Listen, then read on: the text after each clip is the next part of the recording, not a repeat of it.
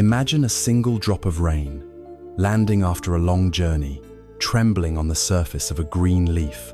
It holds its form, a perfect, shimmering sphere, and for a moment, it is a world unto itself.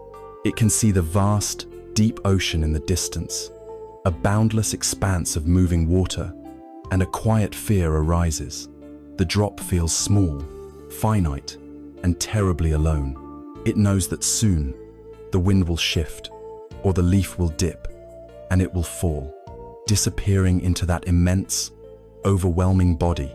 It will be lost, its unique existence erased forever.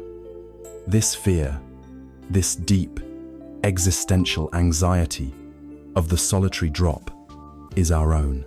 We spend our lives much like this raindrop, building and polishing the surface tension of our identity.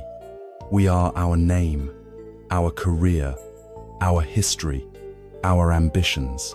We construct a fortress of the self, brick by brick, with our achievements, our beliefs, and the stories we tell ourselves about who we are. And from within this fortress, we look out at the world as if it is something other, something separate from us. Life becomes a constant, exhausting battle to protect our walls, to expand our territory, to ensure that our fragile, separate self is safe and recognized. This struggle is the source of our deepest anxieties, the relentless pressure to succeed, the gnawing fear of failure, the quiet loneliness that haunts us, even in a crowded room. All of it comes from this fundamental illusion, the illusion that we are separate. We feel we are the drop, and the world is the ocean, a force to be resisted, negotiated with, or conquered. But what if this perception is mistaken? What if the very feeling of separation is the root of the pain itself? There is an ancient path, a quiet stream of wisdom that does not offer a magical escape from the world, but instead offers a simple invitation to look again, more deeply. It suggests that the solution is not to reinforce the walls of the drop, but to understand its true nature. This path, found in the heart of Zen Buddhist thought, leads us to a profound realization. It speaks of no self, not as an annihilation, but as a liberation from the prison of a small identity. And it reveals the nature of interbeing, the truth that the drop has never, for a single moment, been separate from the rain, the cloud, the sun, the river, and the entire ocean. This is not a journey to lose yourself. It is a journey to find what you have always been. It is the path of the drop realizing, with a quiet and final peace, that it is, and always has been, the ocean itself. Before we can understand peace, we must first understand the anatomy of our own disquiet. We must turn our attention away from the world outside and look directly at the one who is experiencing it all. We must ask the most fundamental question: what is this I? PP, this self that we serve and protect, this identity that feels joy and pain, hope and fear. From the moment we are born, we begin the great work of our lives, the construction of a self. It is an architecture built in the dark, a structure we inhabit without ever inspecting its foundations. We take it for granted, this feeling of being a solid, continuous person inside our own skin. But the wisdom of the Zen path invites us to become the architects of our own awareness, to take a guided tour of this inner construction, to see what it is truly made of.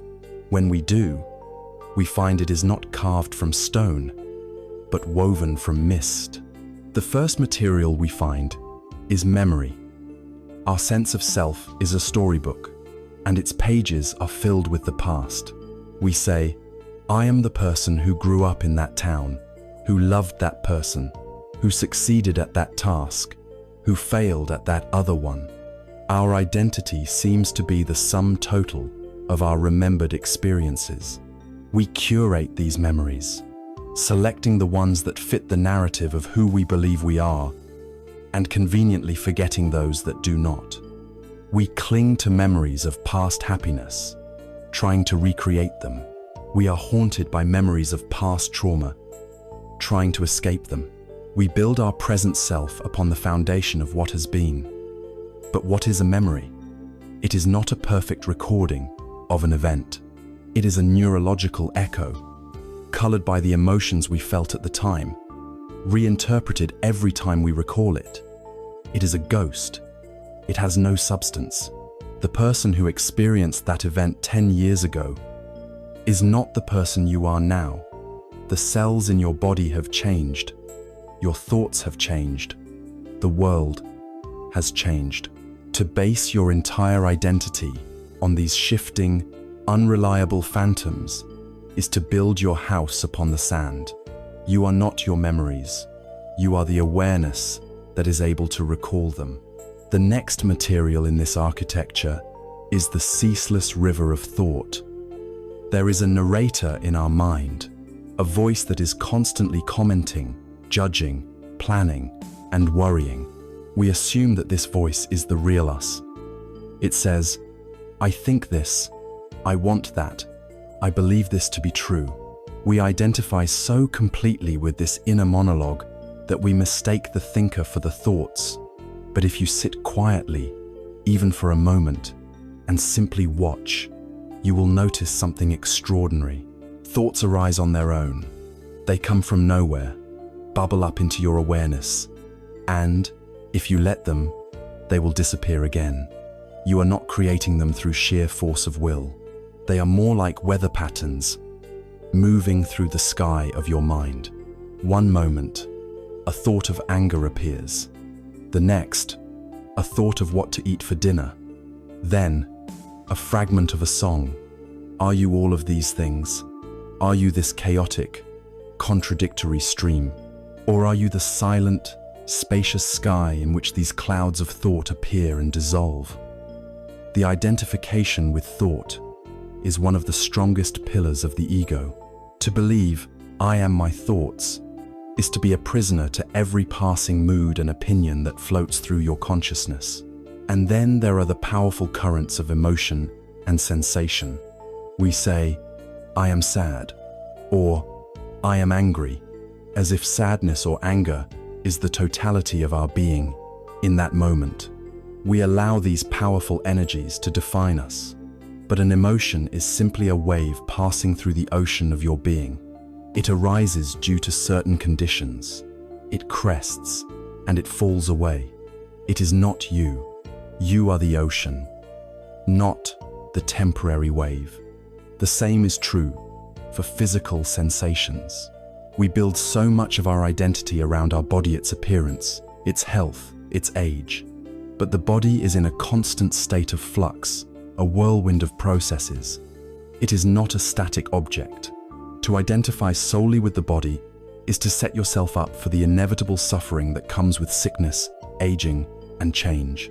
The true genius of the ego, the self, is how it takes all these disparate, transient elements, memory, thought, emotion, sensation, and weaves them into a seemingly coherent story. This story is our identity. I am a successful person.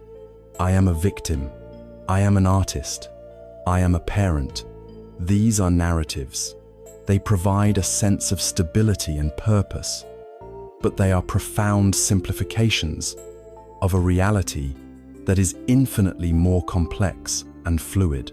We become so attached to our story that we suffer immensely when life presents evidence that contradicts it.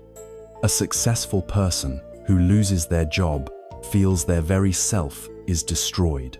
A healthy person who gets sick feels their identity is stolen. The suffering comes not from the event itself, but from the violent collision between the event and the rigid story of who we think we are. This architecture of the I is not built in isolation. Its blueprints are handed to us by our culture, our society, our family. From birth, we are given a name, a label. We are told, you are a boy, or You are a girl, and a whole set of expectations comes with that. We are told, you are an American, you are Japanese, and a cultural identity is overlaid. Our parents, with the best of intentions, project their hopes and fears onto us, shaping our sense of a good or bad self. Our schools teach us to compete, to compare, to measure our self-worth against the achievements of others. The self is a social construct, a reflection we see in the eyes of those around us. We perform a version of ourselves, and the world mirrors it back to us, reinforcing the illusion that this performance is real. It is a shared agreement, a collective dream.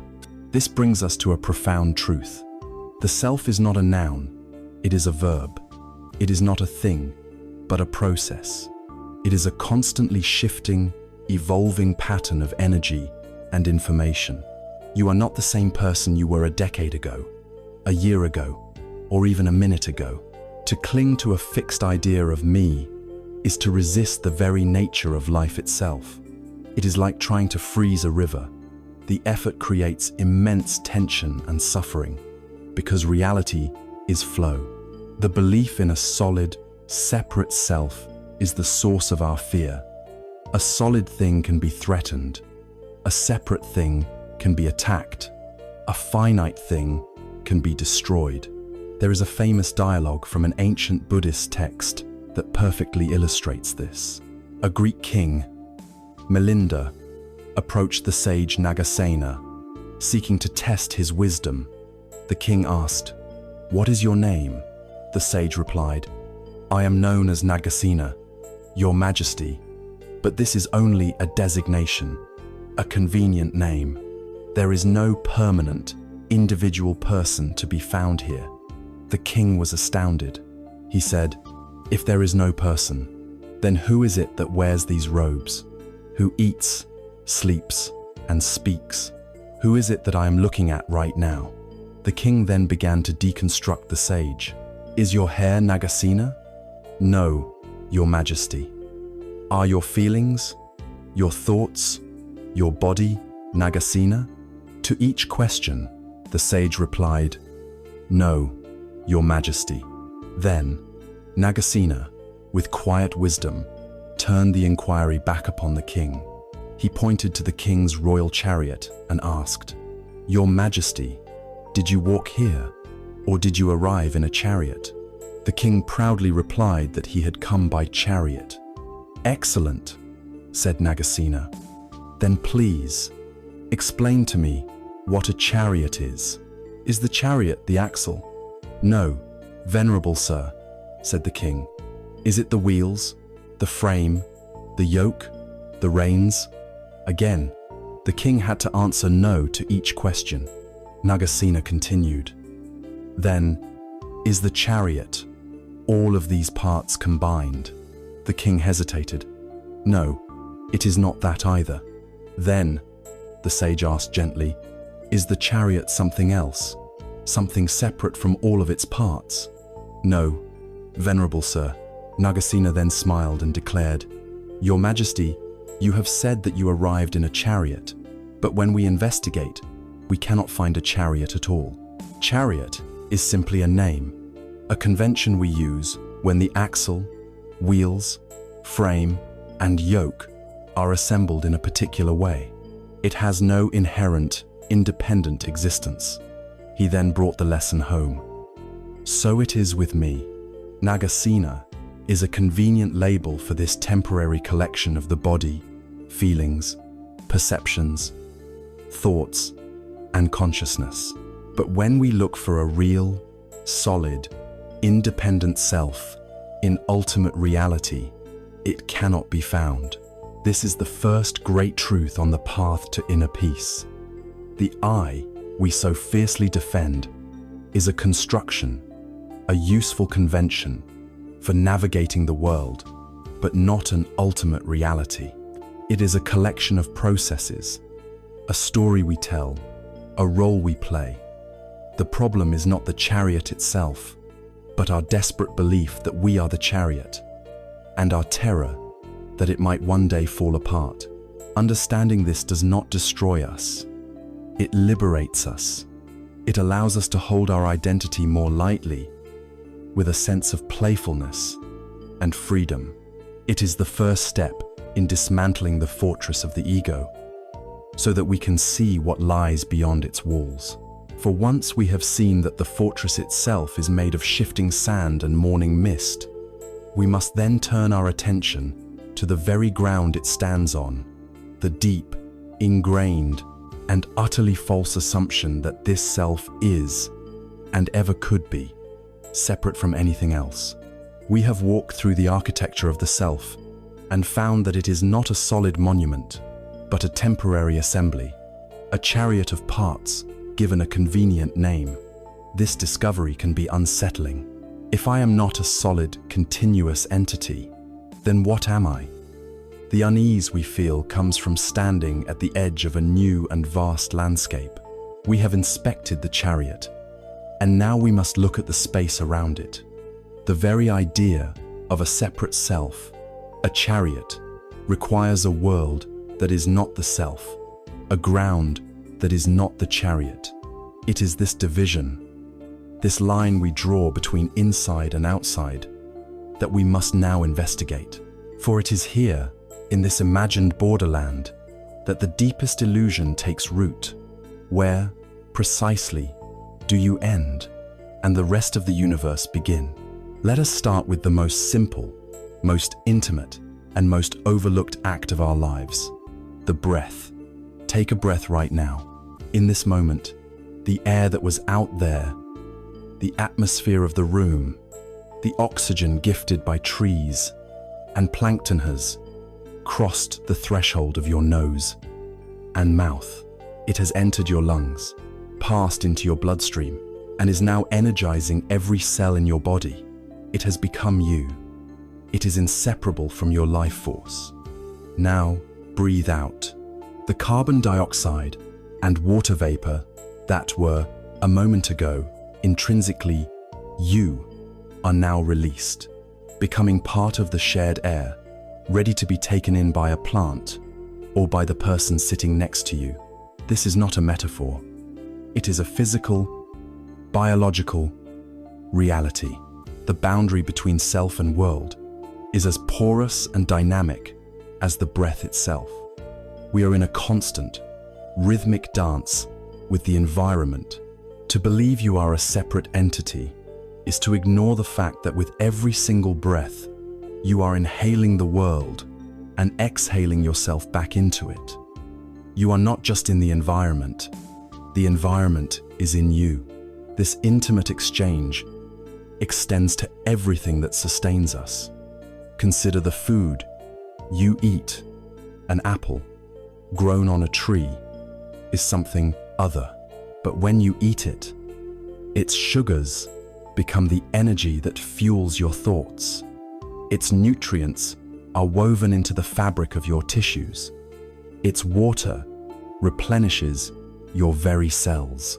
You are literally built from the sunlight, the earth, and the rain that the apple tree assimilated. You are eating the cosmos to become yourself.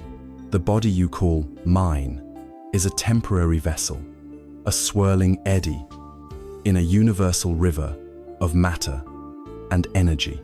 It is borrowing atoms that were once in a star, in a dinosaur, in the soil beneath your feet, and one day it will return them all to draw a hard line at the surface of your skin and say, "Here I end, and there the world begins," is a profound misunderstanding of this beautiful, continuous flow of existence. Modern science even reveals that our bodies are not solely ours. We are home to trillions of microorganisms, a vast microbiome of bacteria and fungi that are genetically distinct from us.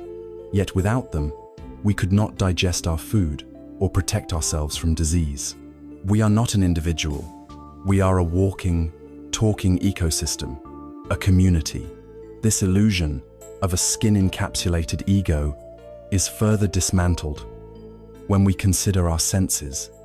We believe there is a me inside, looking out at the world through the windows of the eyes. But without the light from the sun, from a lamp, reflecting off objects, there would be no sight. The experience of seeing is a collaboration, a meeting point between the external world of light and the internal world of your nervous system. The perceiver does not exist independently of the perceived. The same is true of sound. The vibrations in the air are not you, but without them, the entire experience of hearing vanishes. Who are you without the world to see, hear, touch, and feel? The self as a subject does not exist in a vacuum, waiting to perceive an object. The subject and object arise together. They co-create each other in every moment of experience. There is no experience without this meeting. The boundary is not a wall. It is the meeting place itself.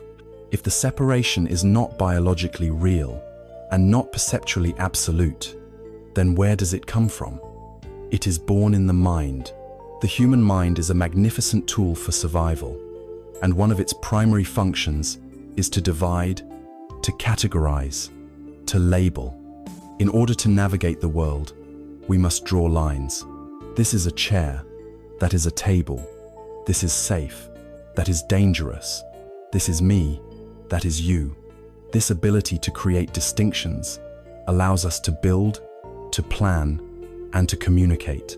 But a profound error occurs when we forget that these lines are merely mental constructs, tools for convenience. We mistake the map for the territory. The word water cannot quench your thirst. The concept of me is not the living, breathing, interconnected process that you actually are. We become so identified with the labels, the mental categories, that we believe them to be the ultimate reality. This is the origin of the us versus them mentality, the seed of judgment, comparison, envy, and conflict. All of these poisons grow from the single, mistaken belief that the line between me and other is real. There is a simple and beautiful teaching from the Zen master Thich Nhat Hanh that illuminates this truth perfectly. He invites us to take an ordinary sheet of paper and to look at it, really look at it. He says that if we look deeply enough, we will see a cloud floating in the paper.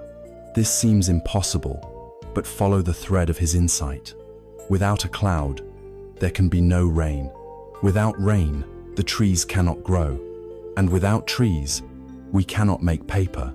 Therefore, the cloud is an essential part of the paper. The existence of the cloud is implicit in the existence of the paper. If you take the cloud out of the paper can no longer be. Looking further, we can see the sunshine. The sun is also in the sheet of paper. The tree needs sunlight for photosynthesis, the process that allows it to grow. The energy of the sun is stored in the very fibers of the paper. And what else? We can see the logger who cut the tree down. We can see his hands, his sweat. We can see the wheat that became the bread he ate for breakfast, which gave him the strength for his work. And in that wheat, we can see the soil, the rain, and the farmer who grew it. We can see the logger's parents and their parents, a whole lineage of life that converged to allow that tree to be cut.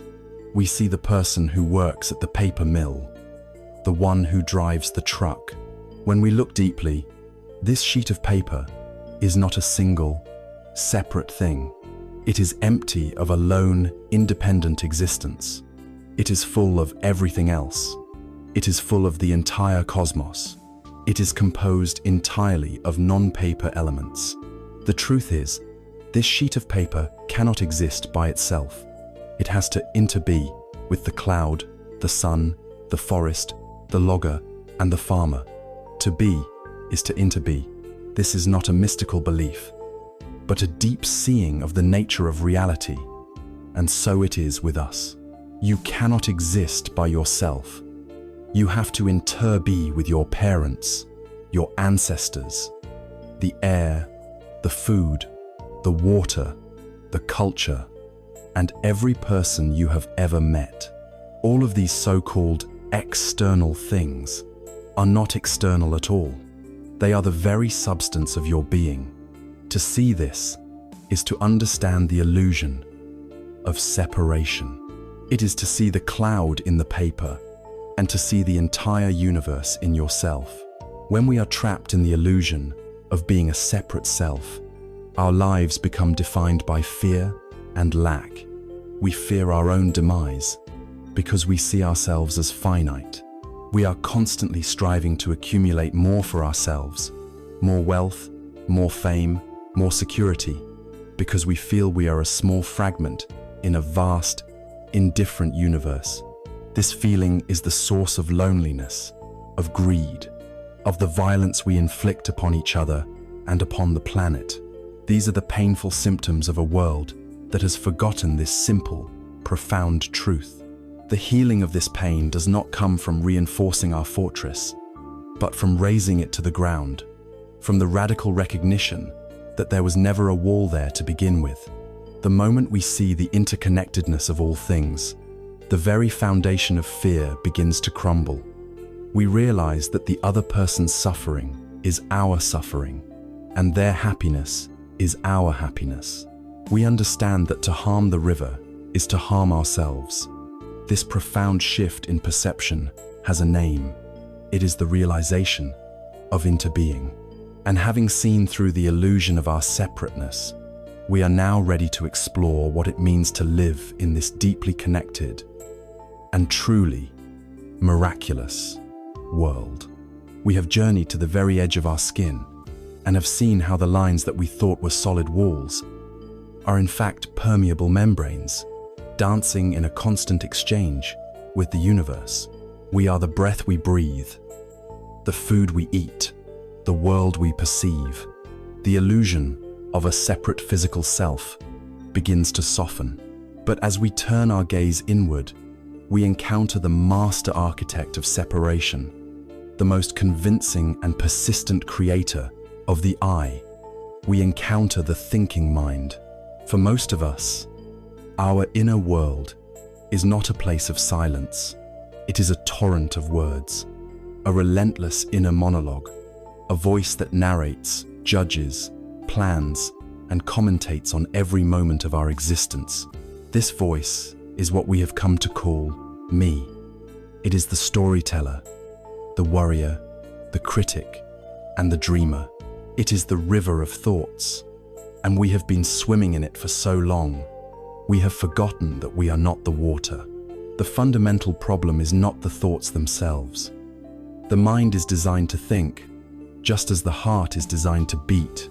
To try and stop thinking is a futile and frustrating exercise. The real source of our suffering lies in our relationship with our thoughts.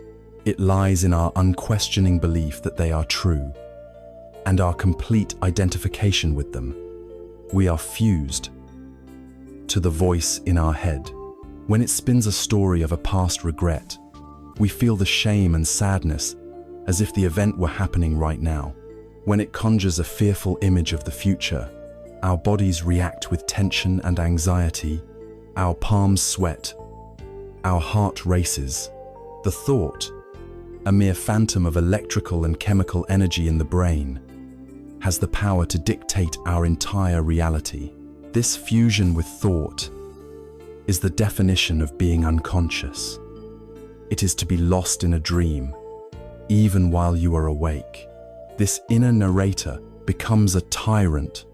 It creates a character, a persona named me, and then it spends all its time trying to defend and enhance this fictional character.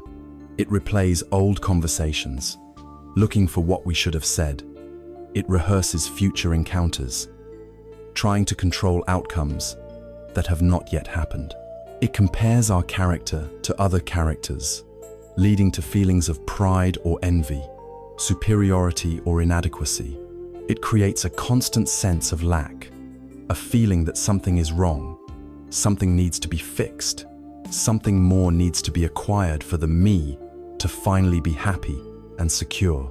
We become so engrossed in this mental drama that we completely miss our actual lives. The taste of our food, the feeling of the sun on our skin, the sound of a loved one's voice, all of it is filtered through or entirely blocked by the noise of our compulsive thinking. We live in a virtual reality constructed of memories and projections, rarely touching the vibrant, living reality of the present moment. The path to liberation from this tyranny is not to fight the thoughts, but to change our perspective on them. Imagine that your mind, your true nature, is like a vast open sky. It is boundless, clear, and inherently peaceful. It has always been here, and it will always be here. Thoughts, on the other hand, are like the clouds that drift through the sky. Some clouds are white and fluffy, pleasant thoughts, happy memories, creative ideas. Some are dark and heavy, gathering into thunderstorms thoughts of anger, fear, sadness, and self-doubt.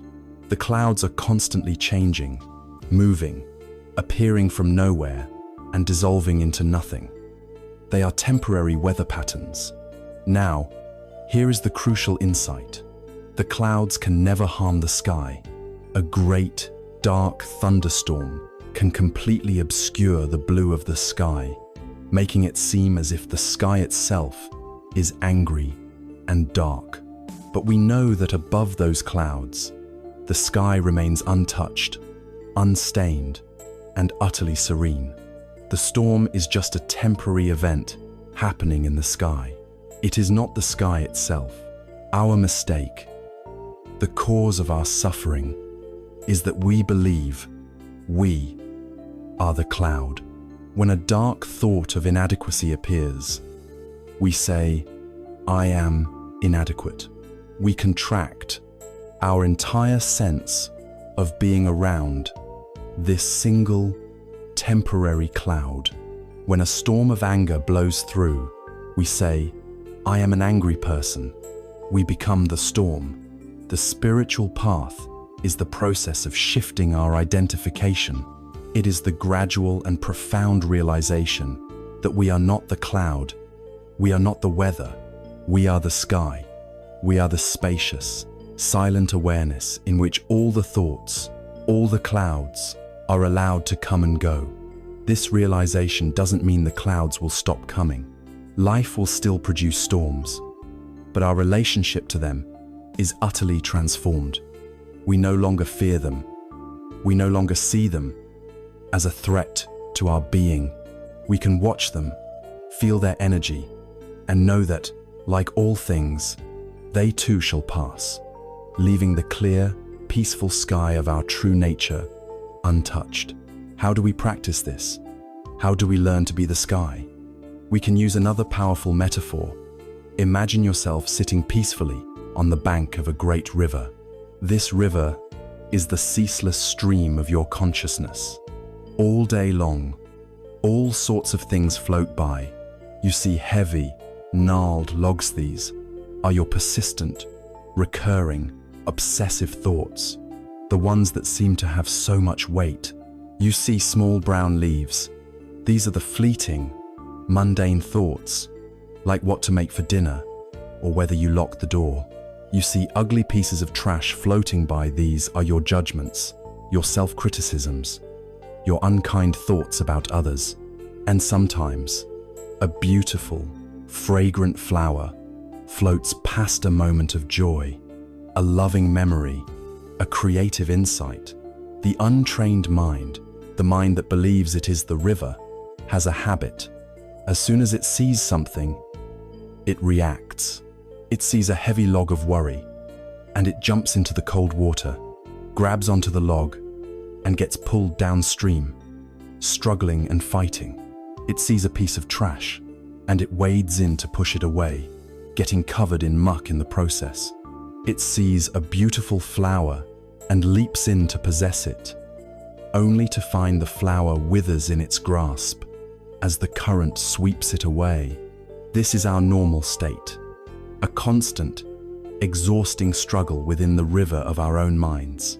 The practice of mindfulness is revolutionary in its simplicity. It is the practice of learning to simply stay on the riverbank. You do not try to stop the river. You do not try to clean it up. You simply sit and you watch. You watch everything float by. When the heavy log of worry appears, you don't jump in. You simply acknowledge it. You can even label it softly in your mind. Ah, there is worry. When the piece of trash appears, you watch it float by. Ah, judgment. When the beautiful flower comes, you enjoy its sight and smell as it passes. Ah, joy. You are not indifferent or cold. You are simply not entangled. You are a still, silent witness to the flow. In this practice of observation, a miracle happens. The moment you are able to witness a thought, you are no longer possessed by it. The moment you can say, I am aware of a feeling of anger arising in me, you are no longer the anger. You are the awareness that is noticing the anger. A space has been created. In that space lies your freedom. In that space, you have a choice. You no longer have to be a helpless victim of every thought and mood that drifts through your mind. You begin to realize, in a way that is deeper than intellectual understanding, that you are not your thoughts. They are events in your consciousness, but they are not the consciousness itself. You are the witness, the silent watcher, the still presence that was there before the thought arose and will be there after it has passed. This does not mean your life becomes empty or blank. On the contrary, it becomes more vibrant. When you are no longer lost in the virtual reality of your mind, you become fully present to the real world. The river of thought continues to flow, but it becomes the background, not the foreground, of your life. It can be a useful tool when you need to plan or solve a problem, but you can let it go when the task is done. A new kind of quiet emerges. It is not an absence of sound, but an absence of noise. It is a spacious, alive stillness that holds all the sounds and all the activity. It is the peace of the sky that is untroubled by its clouds. It is the peace of the one who sits on the riverbank, able to appreciate the whole, majestic flow of life, without being swept away by it. Yet, we know that some things in this river are more powerful than logs and leaves. Great waves of emotion can rise up, so powerful, they threaten to pull us from the bank, no matter how still we try to be. And so, our journey must now take us deeper, to face these powerful currents, and to learn how to ride their waves with the very same wisdom.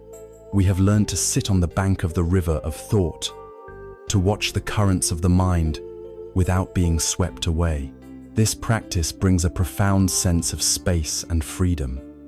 But the mind is not just a river of thoughts, it is also an ocean of feeling. And sometimes, from the depths of this ocean, a great wave will rise. A wave of anger, a tsunami of grief, a chilling undertow of fear. These are not like the logs and leaves floating on the surface. These waves are powerful, visceral, and all-consuming. They crash over us, drenching us in their energy, pulling us from the safety of the bank and tumbling us in their current. Our instinctive reaction to these emotional waves is one of panic. We struggle, we fight, we try to escape, but in doing so, we only exhaust ourselves and get pulled deeper. The Zen path offers a different approach, not of fighting the wave, but of learning to ride it. It is the art of emotional surfing. To begin, we must understand what an emotion truly is. The word itself gives us a clue. It comes from the Latin emovere, which means to move out or to move through. Emotion is energy in motion.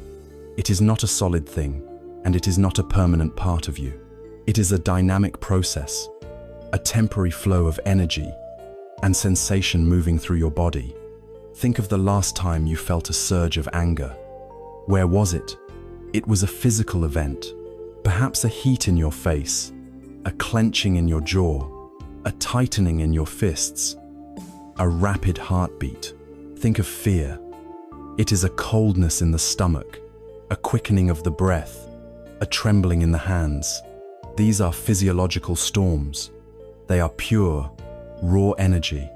The energy itself is not the problem. The problem lies in our habitual, unconscious reactions to it. Broadly, we react in one of two unskillful ways. The first is suppression. We feel the wave of sadness or fear begin to rise, and we immediately try to push it down. We tell ourselves, I shouldn't feel this way. I need to be strong. We try to hold the wave back with a wall of denial. We distract ourselves with work, with entertainment, with food or drink. We attempt to numb the feeling, to pretend it isn't there. This is like trying to hold a large beach ball underwater. It requires immense, continuous effort. The suppressed energy doesn't go away. It just goes into hiding. It festers in the basement of our psyche, causing chronic anxiety, depression, and physical illness. And eventually, the pressure becomes too great, and the ball bursts to the surface with even more explosive and uncontrollable force. The second unskillful reaction is a kind of unconscious expression. We identify completely with the wave. We become the anger. The energy takes us over, and we allow it to crash destructively onto the world around us. We yell at our loved ones. We write the angry email. We slam the door. We become the fear, and it paralyzes us, preventing us from taking necessary risks or living fully. We become the grief, and we drown in it, unable to see any light. In this reaction, we do not just experience the emotion, we amplify it, we broadcast it, and in doing so, we cause harm to others and deepen the very neural pathways that will make the same reaction more likely in the future. Both suppression and unconscious expression are born from fear. We fear the raw power of our own emotional energy. The path of wisdom offers a third way, a middle path. It is the way of mindful acknowledgement. It is beautifully illustrated in the story of the Buddha's enlightenment. As he sat meditating under the Bodhi tree, on the verge of awakening, he was confronted by the demon Mara. Mara is the personification of all the forces that bind us to suffering: desire, aversion, doubt, and fear. Mara unleashed his armies, sent storms and weapons, and paraded his beautiful daughters to tempt and distract the Buddha. The Buddha did not fight back. He did not run away. He did not deny what was happening. He simply remained seated, present, and aware. He looked at the terrifying demon and is said to have spoken softly, "I see you, Mara." In that moment of calm, non-reactive seeing, Mara's power vanished. The armies disappeared. The weapons turned to flowers. The demon was disarmed not by force, but by awareness. Our difficult emotions are our Mara. When a wave of anger rises, it is Mara, trying to pull us from our seat of peace. When fear appears, it is Mara, whispering doubts in our ear. Our practice is to follow the example of the Buddha. We turn inward, and with a sense of kindness and courage, we say, "Ah, I see you, anger. I acknowledge your presence." We don't have to like it. We don't have to approve of it. We simply have to be willing to see that it is there. We can even take it a step further and, as some Zen masters suggest, invite our emotion to tea. This means giving it our gentle, non-judgmental attention. We ask it, "Where are you in my body?" We scan our physical being and locate the sensations. The anger might be a hot, tight band around our chest. The fear may be a hollow, fluttering feeling in our solar plexus. We just notice these sensations as they are. We breathe with them. We allow them to be there, without needing them to change or go away. This is a radical act of self-love. We are no longer at war with ourselves. we are creating a safe space within our own being for the storm to pass. And when we do this, we find that the storm passes much more quickly. The energy, once acknowledged and allowed to be, moves through us and completes its natural course. Once we have created this space through acknowledgement, we can, when the intensity has subsided, look a little more deeply. We can ask, what fed this wave? What is its root? When we investigate our powerful negative emotions, we almost always find a threatened self at their core. Anger often erupts when our cherished idea of me feels invalidated, disrespected, or unseen. He ignored my opinion. Fear arises when the story of me and its future feels endangered. I might fail, and then what will I be? Grief and sadness emerge when the me loses a person, an object, or a status that it considered a part of its own identity. She left me. The emotion is an alarm bell, frantically trying to signal a threat to the fictional headquarters of the ego. It is a guard dog barking to protect a house that, as we've seen, is built of mist. This is where the wisdom of no self becomes the ultimate medicine. If, through our practice of looking deeply, we have begun to see that the solid, separate, continuous self is a mental construction, then the entire dynamic of emotional reactivity changes. The arrow of an insult can only hurt if it has a target to hit. If there is no solid personal me to receive the insult, where does the arrow land? It passes through empty space. A wave can only knock over a surfer who is rigid and resistant, a skilled surfer, one who is fluid, and one with the water, uses the wave's own energy to move. This does not mean we become passive or that we allow harm to occur. We can still act, we can still say no, we can still protect boundaries, but we do so with clarity and compassion, not from a place of a wounded, reactive ego. The emotional energy may still arise as a biological response, but it is no longer personalized. It is no longer my anger. It is simply anger, a weather pattern passing through the vast sky of awareness. It has lost its personal sting, its power to define us. By learning to see emotions as transient energy, by acknowledging their presence with the calm seeing of the Buddha, and by understanding their deep roots in our attachment to a fictional self, we transform our inner world. We are no longer victims of our own feelings, tossed about in a chaotic sea. We become skillful surfers, able to ride the most powerful waves of life with balance, wisdom, and a deep, unshakable peace. We have looked at the self as a story, as a stream of thoughts, and as an ocean of feeling. Now, we must turn our gaze to the world this self clings to, the world of forms and possessions, to discover one of the most profound and liberating truths of all. Having journeyed through the intricate architecture of the self, dismantling its walls of memory, thought, and emotion, we arrive at a place of profound openness. We have sat on the riverbank of the mind and learned to ride the great waves of feeling. We have seen that the inner world we thought was so solid is in fact a fluid, ever-changing process. Now, we must turn this same insightful gaze outward to the world of forms, the world of things. We look at the house we live in, the car we drive, the career we have built, the very body we inhabit. The self, in its insecurity, clings to these external forms for its sense of reality and worth. To finally dissolve the root of our anxiety, we must investigate the nature of these forms themselves.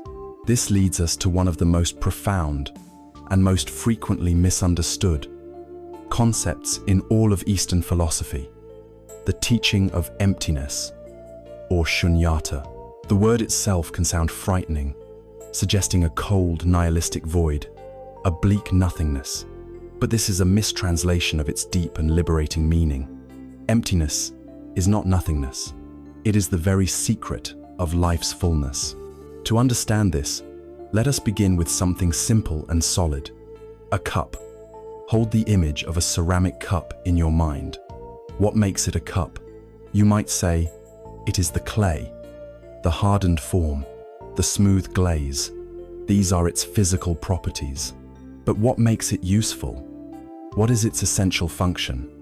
The usefulness of a cup comes from the space inside it, the part that is empty. It is this emptiness that allows it to receive tea, water, or coffee. If the cup were a solid block of clay, it would be useless as a cup.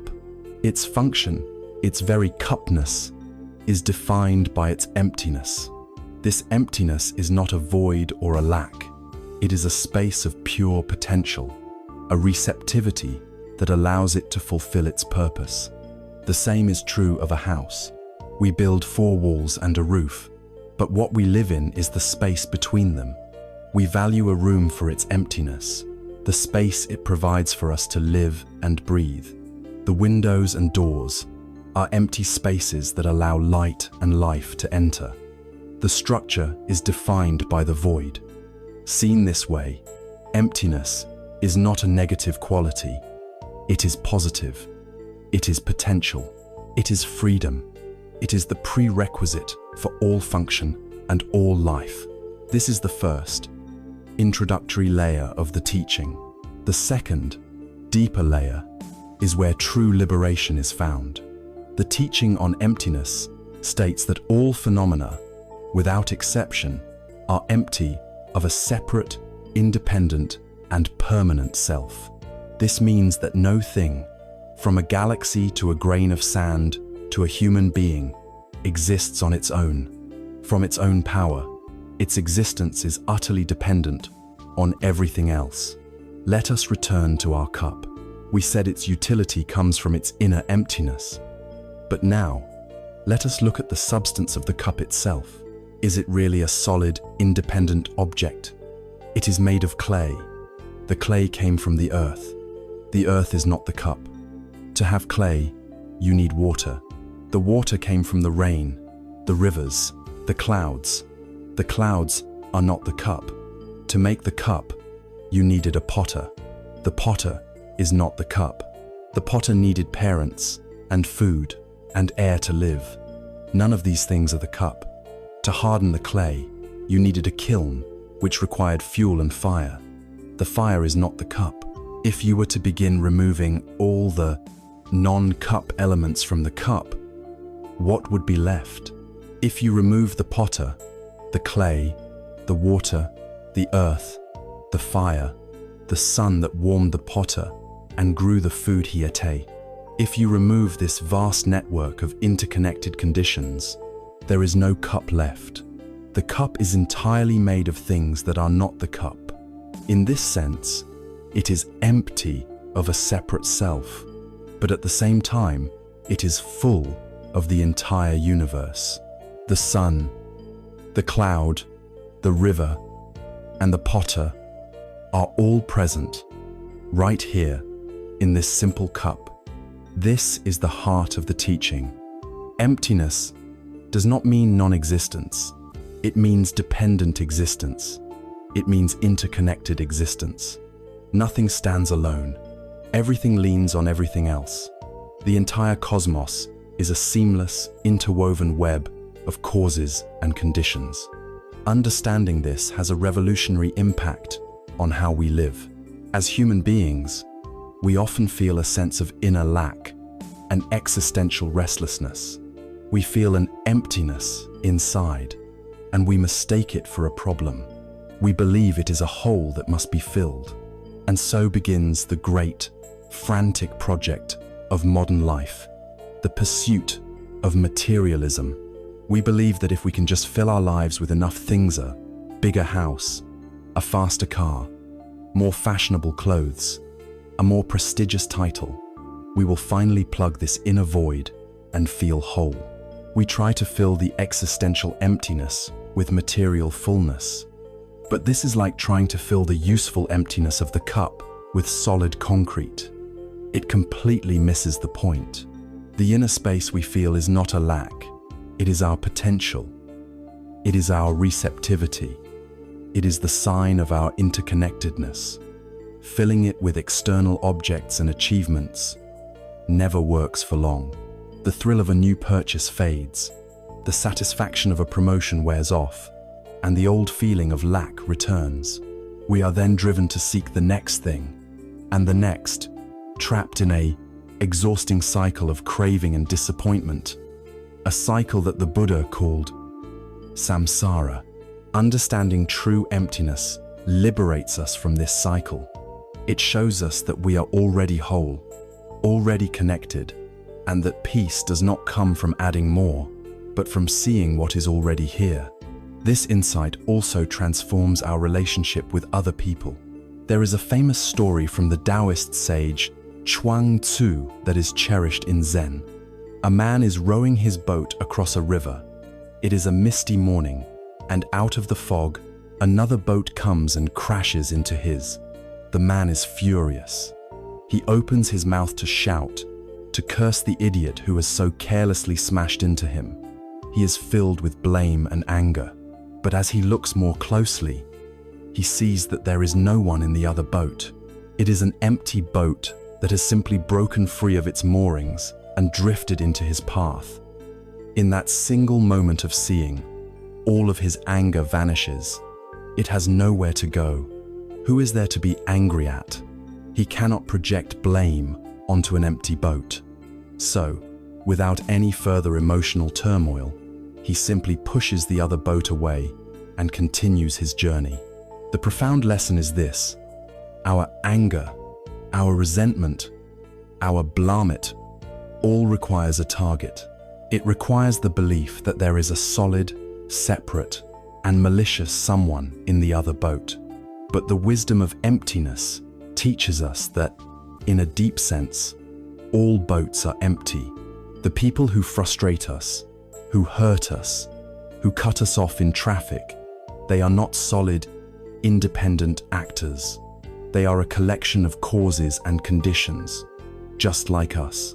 They are drifting according to the currents of their own history, their own fears, their own conditioning, their own suffering. Seeing this does not mean we condone harmful actions. We still have to push the boat away to avoid sinking, but it removes the venomous, personal sting from our reaction. Our response can become clear, calm, and perhaps even compassionate, because we see that the other person is not a monster, but simply another empty boat caught in the same river. Emptiness, then, is not a dark void. It is a luminous truth. It is the secret that dissolves our attachment to things and our reactivity to people. It is the realization that we are not a separate self, but a unique and precious expression of the entire, seamless web of life. Seeing this, we are finally free from the need to protect and defend a phantom ego. We have deconstructed the inner self and the outer world, and found them both to be empty of separation. From this ground of profound clarity, this spaciousness, we are no longer looking at a world of isolated objects. We are ready to see the universe as it truly is, a single, magnificent, and sacred dance of interbeing. We have stood at the edge of the great abyss of emptiness. We have seen how the self we cherish is a construction of thought and memory, and how the solid world of things is a dance of dependent conditions. The chariot is empty of a separate self. The cup is empty of a separate self. This realization can feel like a demolition. Everything we thought was real has been dismantled, but this is not the end of the path. It is the beginning. For when the walls of the separate self fall, we do not find a void, we find the entire universe. Out of the profound truth of emptiness, a new vision of reality blossoms, one of vibrant, dynamic, and intimate connection. The Zen master, Thich Nhat Hanh, gave this vision a name, a word that captures the positive reality of our shared existence. He called it interbeing. The word itself is a teaching. Our language is built around the verb to be. We say, I am, the tree is, the sun is. We speak as if these are isolated, independent facts. We see the world as a collection of separate nouns, me, a you, a rock, a cloud. Interbeing challenges this fundamental view. It suggests that nothing can simply be all by itself. Everything must interbe with everything else. To exist is to be woven into a vast, intricate tapestry of relationships. You cannot be by yourself. You can only interbe. Your very existence is a co-creation, a collaboration with everything that you perceive as other. It is not simply that things influence each other. A distant sun influences a planet with its gravity. Interbeing goes deeper. It reveals that the sun is in the planet. The planet's warmth and life are manifestations of the sun. They are not two, they are one reality, expressing itself in different forms. To make this clear, let us look together at a flower. Imagine a lotus, its pink petals opening to the sky, its roots hidden in the mud below. We see it as a single, beautiful thing. We might give it a name, lotus. But if we look with the eyes of interbeing, we see that the lotus is made of things that are on the surface, not the lotus. We see the sunshine. Without the light and warmth of the sun, the lotus could never grow. The sun is not just a fiery ball, 93 million miles away. Its energy is right here, woven into the vibrant color of every petal. To touch the lotus is to touch the sun.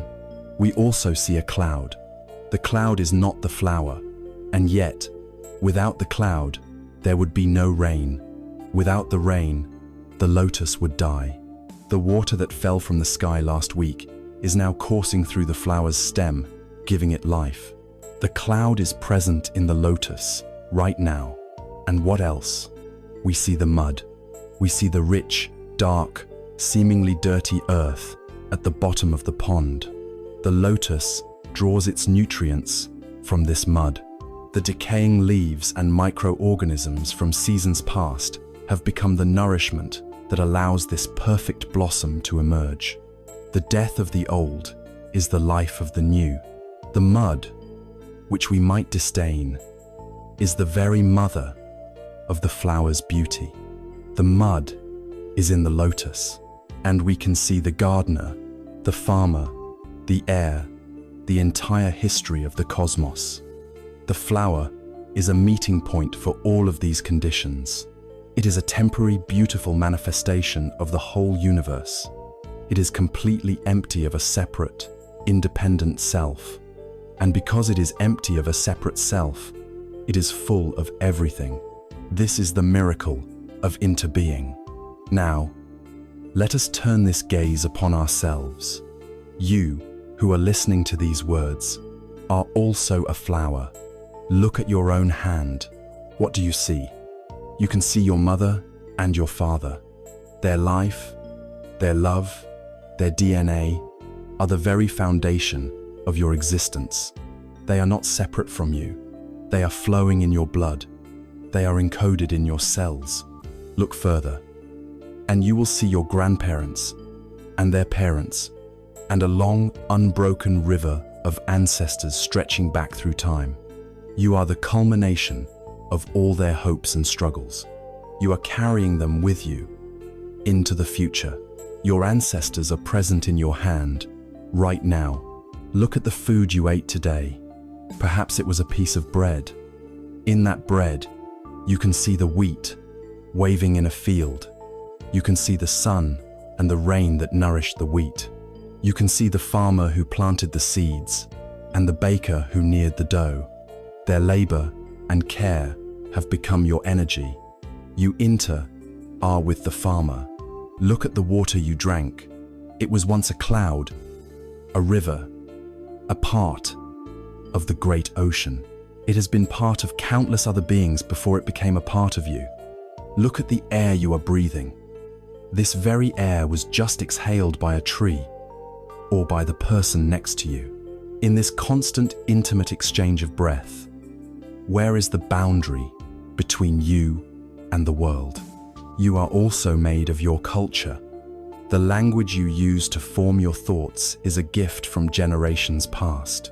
The ideas you hold, the music that moves you, the stories that shape your understanding of the world, none of these originated with you. You are a receiver and a transmitter of a vast, collective consciousness. Your teachers, your friends, the authors of the books you've read, they are all inside you, shaping the person you are. Just like the flower, when we look deeply at ourselves, we see that we are composed entirely of non-us elements. To remove our ancestors, our food, the air, and our culture would be to remove our very existence. The line between self and other dissolves. It is a fiction created by a mind that likes to draw lines and create categories. The reality is much more fluid, much more interconnected, much more miraculous. The reality is interbeing. This is the positive expression of the truth of emptiness. The sheet of paper is empty of a separate self, and therefore it in turn is with the cloud. To see the cloud in the paper is no longer just a clever thought experiment. It becomes a practice, a way of seeing the world. It is the ability to see the far in the near, the invisible in the visible. It is to look at a loaf of bread and see the entire cosmos. It is to look at another person, even someone with whom we disagree, and to see their ancestors, their struggles, their connection to the same sun and air that sustains us. When we see in this way, it is impossible to maintain a sense of alienation or hatred. How can you hate the cloud when you know it is a part of the paper in your hand? How can you harm another person when you see, truly see, that they are a part of you? Living with the insight of interbeing is to live in a state of profound intimacy with all of life. The feeling of being a small, lonely drop of water, afraid of the ocean, vanishes. You realize you are not the drop. You are not the wave. You are the water itself, manifesting in countless forms. The separation was only ever a dream. The connection is the waking reality. This is not just a comforting philosophy. It has profound and immediate consequences for how we live, how we act, and how we understand our place in the world. It transforms our understanding of cause and effect. If we are all connected, then every action, every word, every thought is no longer a private event. It is a vibration sent out across the entire, intricate web of existence, a web of which we are an inseparable part. This is the true foundation for understanding the law of karma. We have stood in the heart of a flower and seen the sun. We have looked at our own hand and seen our ancestors. We have come to the edge of the great truth of interbeing, that nothing exists by itself, that everything is woven together in a seamless fabric of coexistence. The separation between self and other, subject and object, has been revealed as a persistent but beautiful illusion. This understanding is not merely a philosophical comfort. It is a key that unlocks one of the most powerful and misunderstood forces in the universe. It invites us to look again at the law of karma. In the West, the word karma is often thrown around casually, imagined as a kind of cosmic bookkeeping, a divine system of reward and punishment. If you do good, the universe owes you a favor. If you do bad, you will eventually get your cosmic comeuppance. This view, while popular, is still rooted in the illusion of a separate self. It sees karma as a transaction, a personal accounting system for an individual ego. But the wisdom of interbeing reveals something far more subtle, more immediate, and infinitely more profound. Karma is not a system of justice enforced by an outside power. The word karma in Sanskrit simply means action or deed. It is the law of cause and effect applied to our intentions and actions. It is not that you will be punished for your anger. It is that the anger itself is the punishment. The suffering is inherent in the action. But seen through the lens of interbeing, this law expands exponentially. If there is no truly separate self, then there can be no truly separate action. If we are all interconnected, then every action, every word, and even every secret thought is not a private event. It is a vibration sent out across the entire infinite web of existence. To grasp this, we can use a powerful image from Mahayana Buddhism, the magnificent net of Indra. Imagine a vast, limitless net that stretches to infinity in all directions. At every single intersection of its silken threads hangs a single, flawless, multifaceted jewel. Each jewel is perfectly clear and polished, so that it reflects every other jewel in the net. If you look at the surface of any one jewel, you will see the shimmering reflections of all the countless other jewels. But the miracle does not stop there. Within each of these reflections, you will also see the reflections of all the other jewels. And this continues on, an infinite, fractal regression of mutual reflection. The entire universe is held in a state of perfect holographic interpenetration. This net is the reality of interbeing. Each jewel is a being, a moment, a thought, a life. You are one of these jewels. I am one of these jewels. And here is the law of karma made visible. When a single jewel is touched, the entire net trembles. When a single jewel is polished and shines with a greater light, its newfound radiance is instantly reflected in every other jewel, and the entire net becomes more luminous.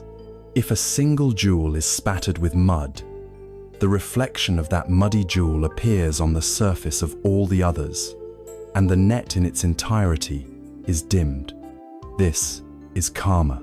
It is not a future reward for a past good deed. It is the immediate, inescapable consequence of your action on the entire whole, a whole of which you are an inseparable part. With this understanding, the notion of a purely my karma that only affects me is revealed as an impossibility. Let us make this practical. Imagine you cultivate a private thought of anger or resentment towards someone. In the old view of karma, you might think, this is my business. Maybe it will have a bad result for me later. But in the reality of Indra's net, the moment that thought of anger arises in your mind, you have spattered your jewel with mud. The quality of your own consciousness is immediately diminished. This is not a future punishment. It is a present moment reality. But it does not end there, because your jewel is reflected in all others. That vibration of anger is now part of the shared reality. It subtly changes the tension in your face, the tone of your voice, the energy you emit when you walk into a room. Another person, another jewel, picks up on this vibration, perhaps unconsciously. They feel a sense of unease or irritation. They may then act that feeling out on a third person. Your private thought is no longer private. It has become a contributing cause to a world of anger and mistrust. Your karma has become their karma, and their reaction is now a part of your continuing karma. We are co-creating a world of suffering, one thought at a time. Now, imagine the opposite. You feel a genuine, unselfish urge to perform a small act of kindness. You let another car merge into traffic. You offer a sincere word of encouragement to a colleague. You pick up a piece of trash that someone else has dropped. You may do this anonymously, with no expectation of reward or recognition. In that moment of selfless action, you have polished your jewel. Your own mind experiences a moment of lightness and peace. This is the immediate fruit of your action. But through the net of interbeing, that act of grace sends a vibration of kindness out into the world. The person you were kind to may feel their own spirit lift. They may be inspired to pass that kindness on to another. Even if they do not, the simple fact that an act of selfless care has occurred has made the entire fabric of reality slightly more luminous. The reflection of your polished jewel now shines in all the others. You have co-created a world of kindness. This transforms our view of everything. The great problems of our time war, poverty, social injustice, the destruction of our environment are not just the bad karma of a few powerful people. They are the collective karma of humanity. They are the reflection of countless individual acts of greed, hatred, and delusion, performed by millions of us, amplified and mirrored across the entire net. The suffering of a child in a distant country is not separate from us. Their jewel is reflected in ours. The destruction of a forest for profit dims the light of the entire net. We are all implicated. We are all involved. And therefore, we are all responsible. This responsibility is not a heavy burden. It is a recognition of our profound power. Every moment, we stand as co-creators of the universe. With every thought, we are choosing whether to spatter the net with mud or to polish it with light. When we truly absorb the reality of Indra's net, our motivation for action is purified. We no longer act with kindness in order to get a good result for me. We act with kindness because we understand that the well-being of the other jewel is our well-being. To help another is to help ourselves. To harm another is to harm ourselves. There is no separation. This gives birth to a new kind of morality, one based not on fear of punishment or hope of reward, but on a deep and intuitive understanding of our radical interconnectedness. It also gives birth to the heart's most noble response to suffering. When we see another person acting in a harmful, unskillful way, we no longer see a bad person who deserves our judgment and condemnation. We see a muddy jewel. We see a being trapped in their own suffering. And in their suffering, they are dimming the light of the entire world, including us. The only sane and wise response to this is not hatred or retribution. It is compassion. It is the sincere wish to help them wash the mud from their jewel, not just for their sake, but for the sake of the entire net. This deep, clear-seeing compassion, born from the wisdom of interbeing, is the heart of the enlightened path.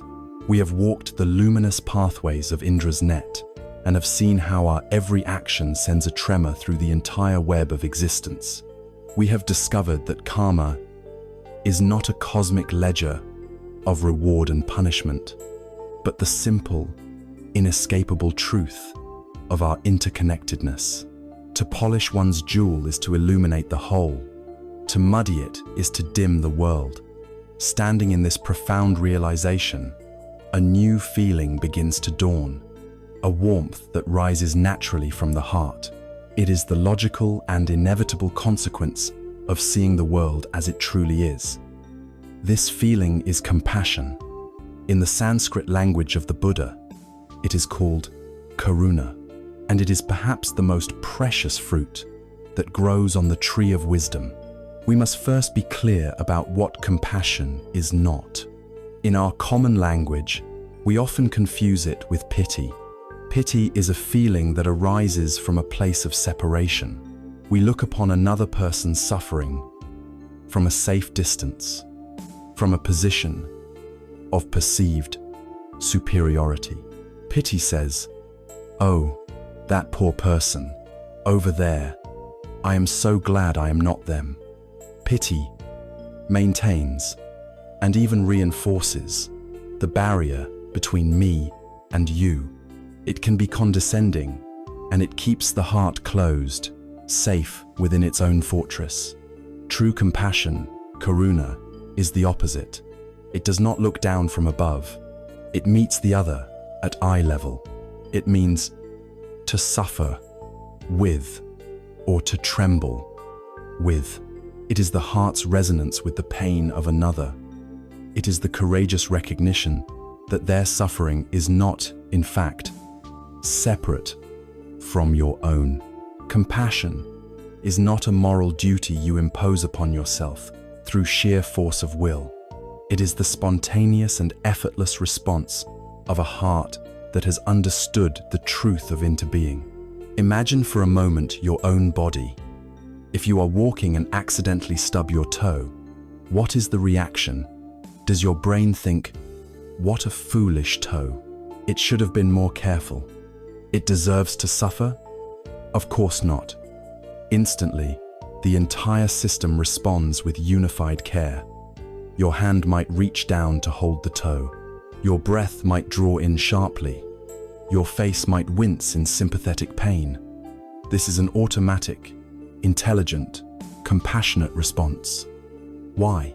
Because the hand, the brain, and the toe understand, without having to think about it, that they are not separate entities. They are all members of one body. The pain of the toe is the pain of the whole organism. The well-being of the whole depends on the well-being of each part. Pity would be the brain looking down and feeling sorry for the separate, clumsy toe. Compassion is the entire body feeling the pain together and moving to heal it. The wisdom of interbeing reveals that humanity, and indeed all of life on this planet, is one single body. The person you see on the news, who has lost their home in a flood, is a part of this body. The child in a distant land suffering from hunger is a part of this body. The person of a different political party, whom you cannot understand, is a part of this body. Their suffering is a stubbed toe on the body of the world. To ignore it, to feel only distant pity, is to be like a brain that denies the pain of its own toe. It is a form of anesthesia, a denial of reality that is ultimately unsustainable and self-destructive. When we truly see that we are with all beings, compassion is no longer a choice. It is the only logical response. It is the body of humanity simply waking up to its own unified nature and moving to care for its wounded parts. In the Mahayana tradition of Buddhism, this ideal is embodied in the magnificent figure of Avalokiteshvara, the bodhisattva of compassion. A bodhisattva is a being who has reached the brink of full enlightenment, but chooses to postpone their own final peace in order to remain in the world and help all other beings find freedom from suffering. One story tells that Avalokiteshvara looked out upon the world and heard the endless cries of suffering. He felt this pain so completely, so intimately, that his heart broke and his head shattered into 1,000 pieces from the sheer force of his empathy.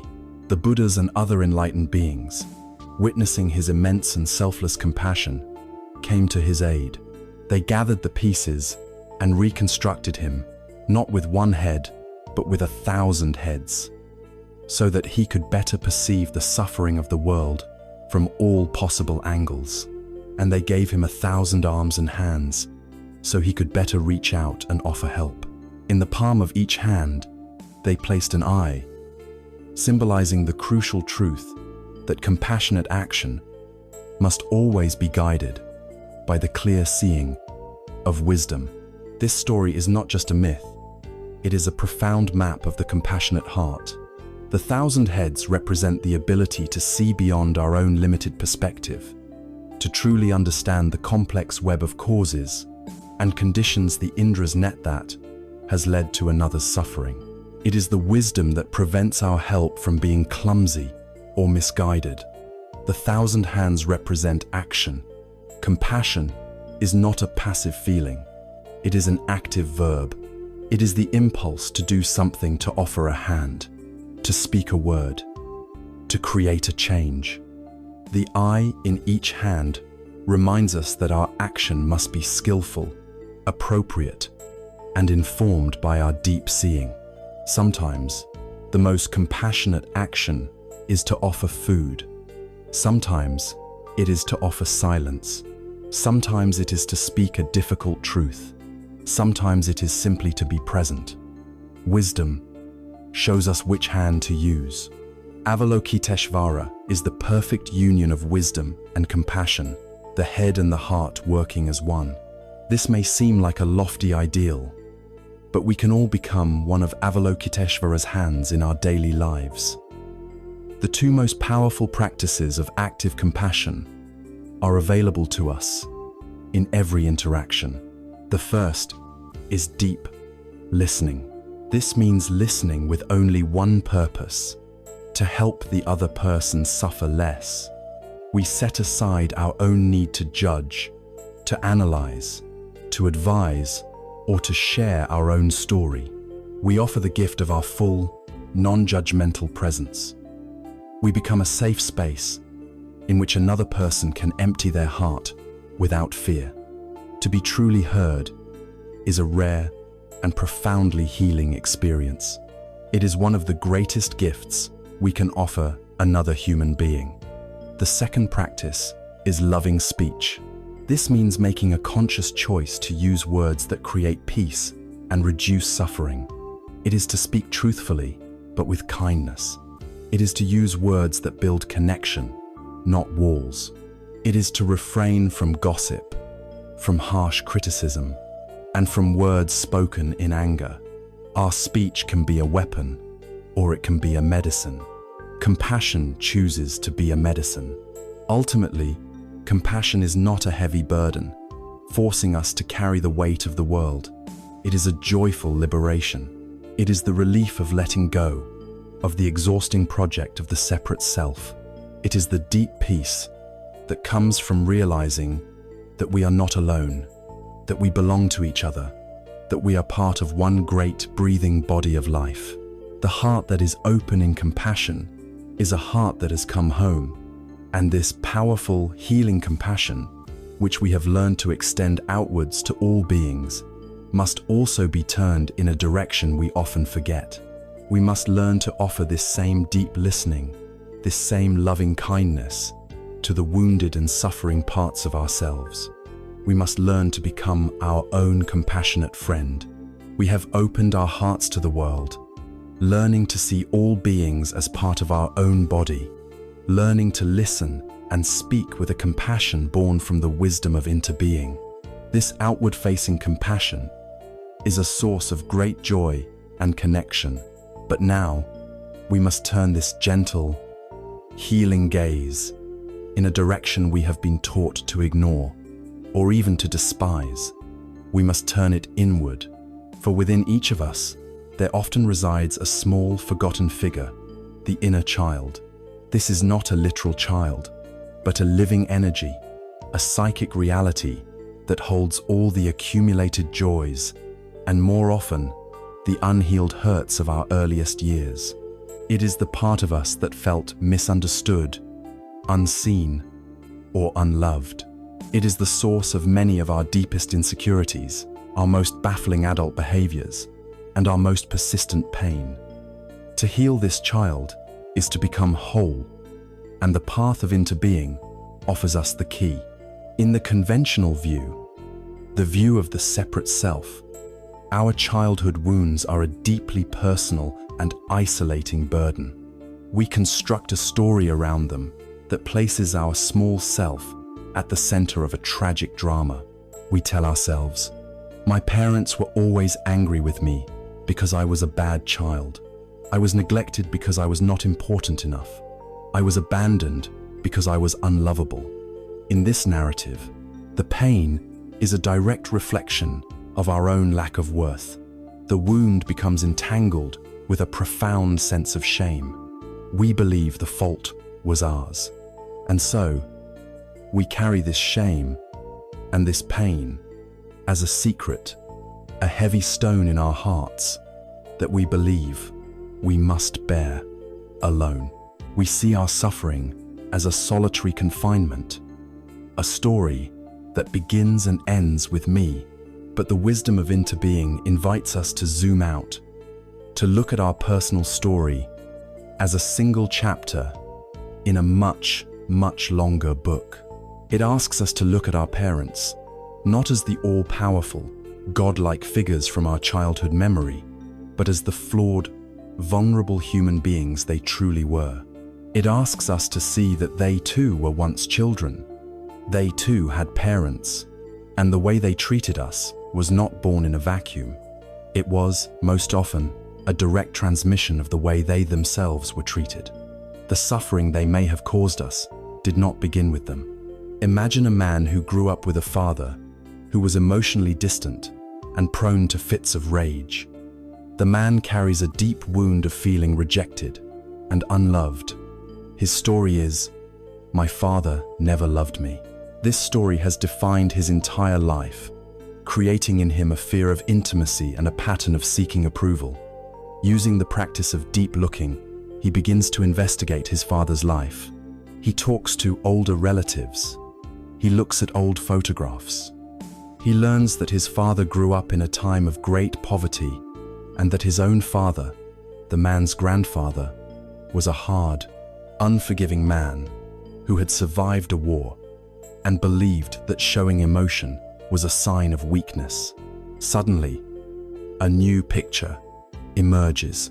He begins to see his father's anger not as a personal rejection, but as a suit of armor, a crude and painful way his father learned to protect the terrified, insecure little boy that was still living inside of him. He sees that his father's inability to say, "I love you," came from the fact that he himself had never heard those words. He was trying to give his son something he had never received. The anger and distance were not a choice. They were an inheritance. This is the interbeing of suffering.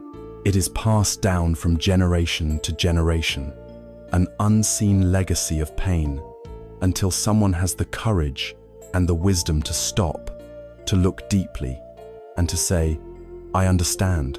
To see this chain of transmission is not to make excuses for harmful behavior. The pain was real. The wound is valid. But seeing the interconnectedness of it all completely dissolves the poison of blame. How can we continue to blame our parents for passing on a sickness they themselves inherited and did not have the tools to heal? It would be like blaming someone with a cold for sneezing. And even more liberating, this insight dissolves the heavy burden of self-blame. The pain we endured as a child was never, ever a measure of our worth. We were not unlovable. We were not bad. We were simply a small, open-hearted child who happened to be standing in the path of a river of inherited suffering.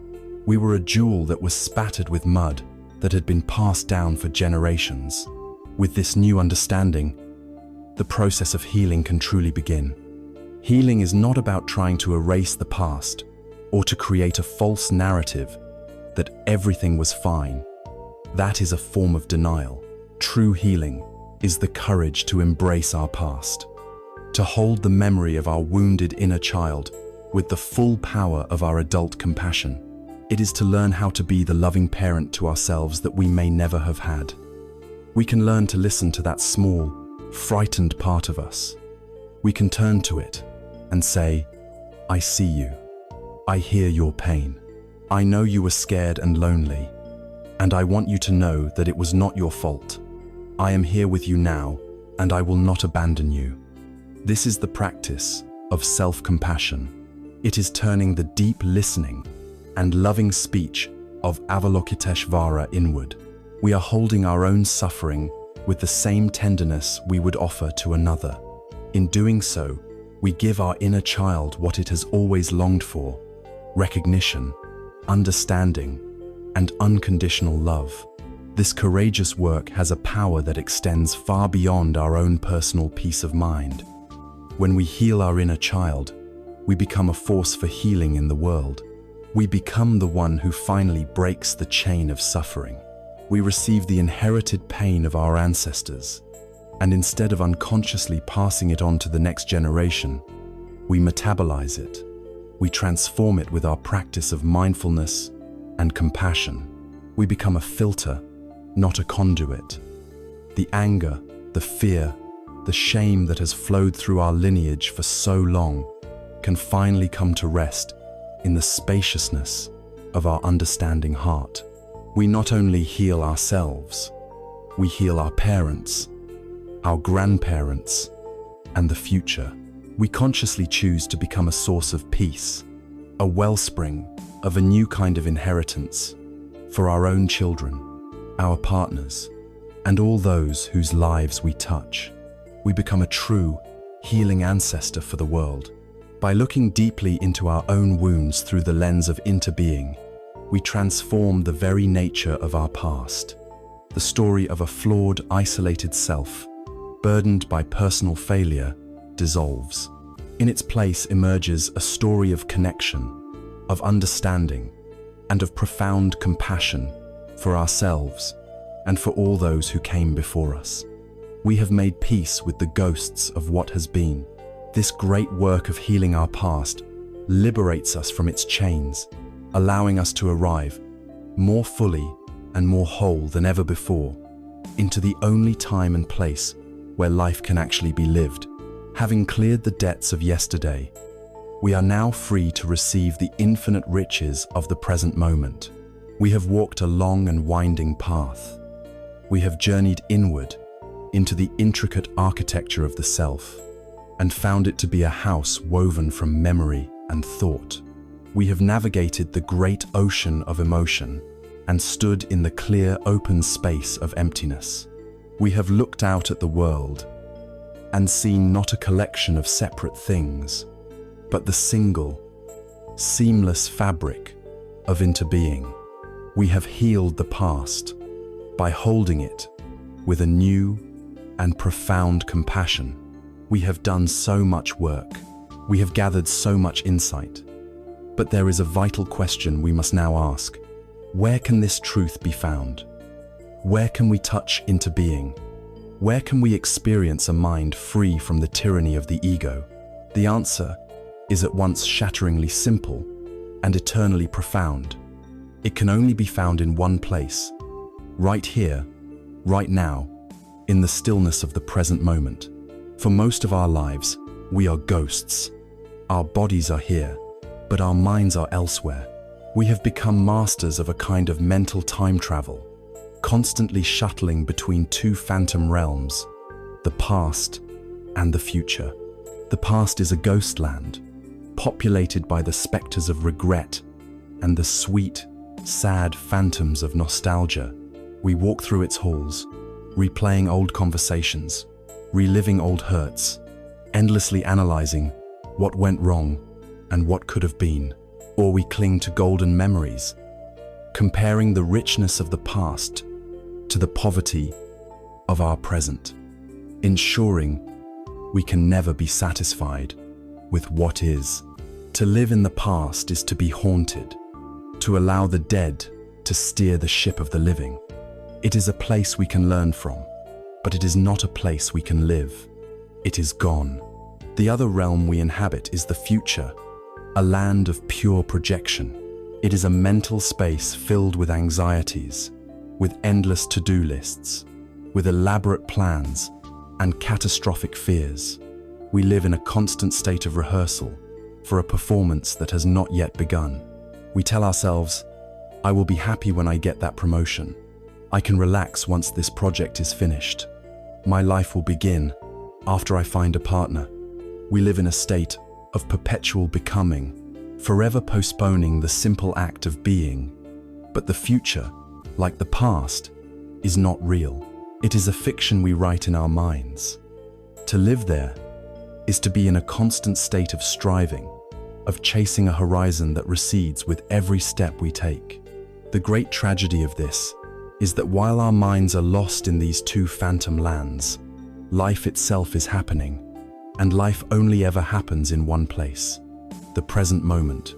To be absent from the present moment is to be absent from our own life. The practice that calls us home is mindfulness. If our mind is a restless ship, tossed on the waves between the shores of yesterday and tomorrow, mindfulness is the anchor that we can drop at any time, mooring ourselves in the calm, clear harbor of the now. The simplest and most reliable anchor is the breath. Your breath is always with you, and it is always, without exception, in the present moment. You cannot take a breath that is in the past. You cannot take a breath that is in the future.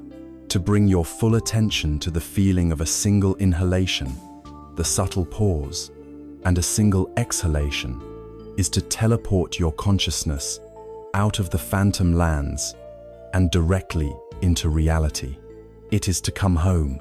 Another anchor is the body. Right now, you can feel the contact of your body with the chair or the floor. You can feel the temperature of the air on your skin. You can feel the subtle thrum of energy in your hands. These sensations are present moment data. They are reality, unfiltered by the stories of the mind. To bring your awareness into your body is to inhabit your life, to ground yourself in the here and now. The practice is simple, though not always easy. When you notice your mind has wandered into the past or the future, you do not scold it. You do not judge it.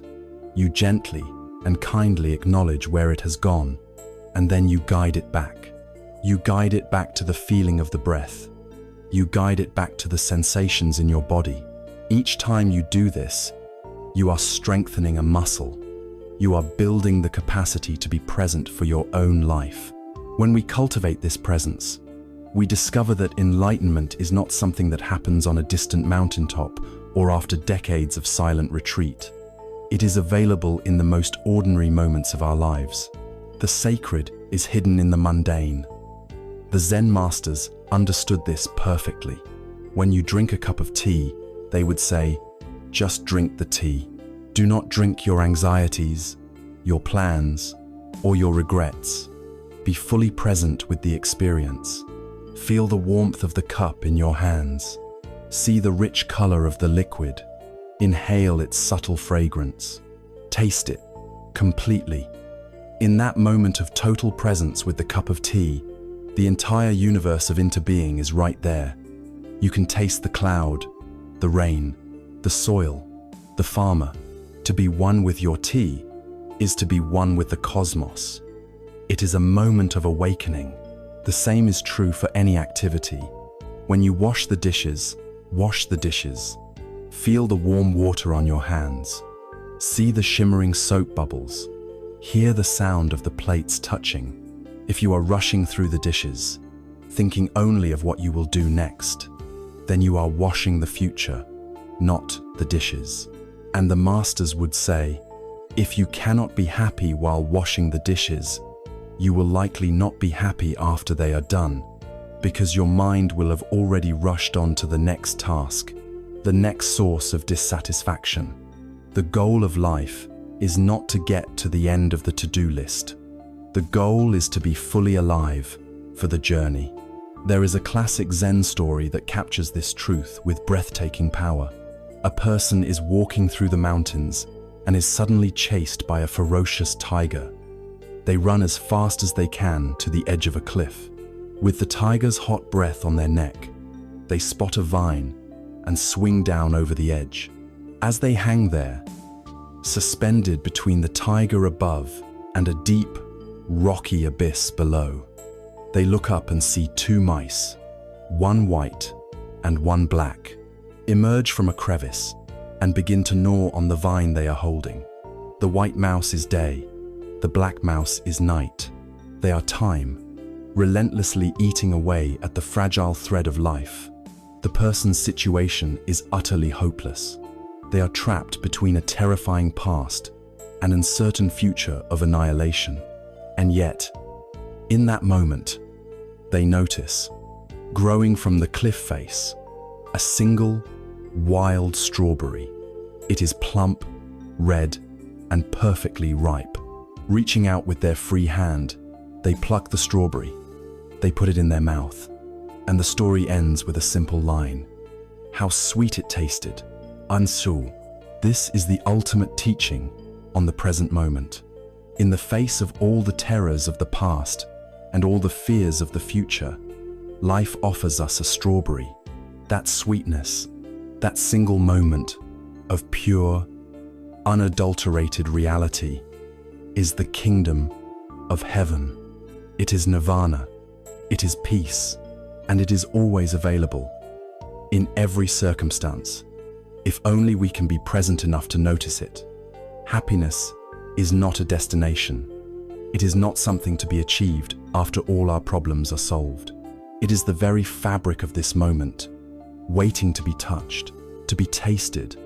We have spent this journey deconstructing the self and building a new vision of reality based on interbeing and compassion.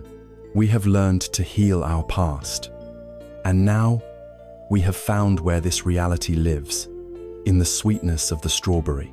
With this firm foundation in the living present, we are now ready to explore the profound architecture of reality itself, the great laws of cause and effect that give rise to this interconnected world. We have arrived at a place of profound stillness, the quiet harbor of the present moment. Here, in the vibrant reality of the now, we have found the space to touch the truths we have been exploring. We have seen the cloud within the paper, our ancestors within our own hand. This vision of a deeply interconnected world, this reality of interbeing, is no longer just a beautiful idea. It has become a felt experience. But the human mind, in its quest for understanding, seeks not only the what, but also the how. How does this intricate web of life function? What are the laws that govern this seamless dance of existence?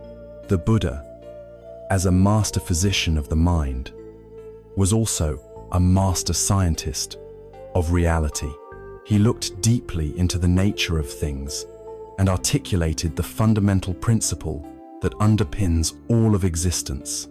This principle is the science of interbeing, the elegant and powerful law known as dependent origination. At its heart, this law can be expressed in a simple, poetic formula, a kind of grammar for reality itself. The Buddha stated it this way: when this is, that is. From the arising of this, that arises. When this is not, that is not. From the cessation of this, that ceases. Let us unpack these simple lines, for within them lies the secret of the entire cosmos. When this is, that is. This points to the simultaneous coexistence of all things. A flower and the sunshine that gives it life exist together. The concept of left can only exist because there is a concept of right. You cannot have one without the other. They co-arise. From the arising of this, that arises. This reveals the causal dimension. The striking of a match gives rise to a flame. A seed, given the right conditions, gives rise to a plant. This is the active, creative flow of life. The second pair of phrases reveals the reverse. When this is not, that is not. If there is no right, there can be no left. If there is no sunshine, there can be no flower.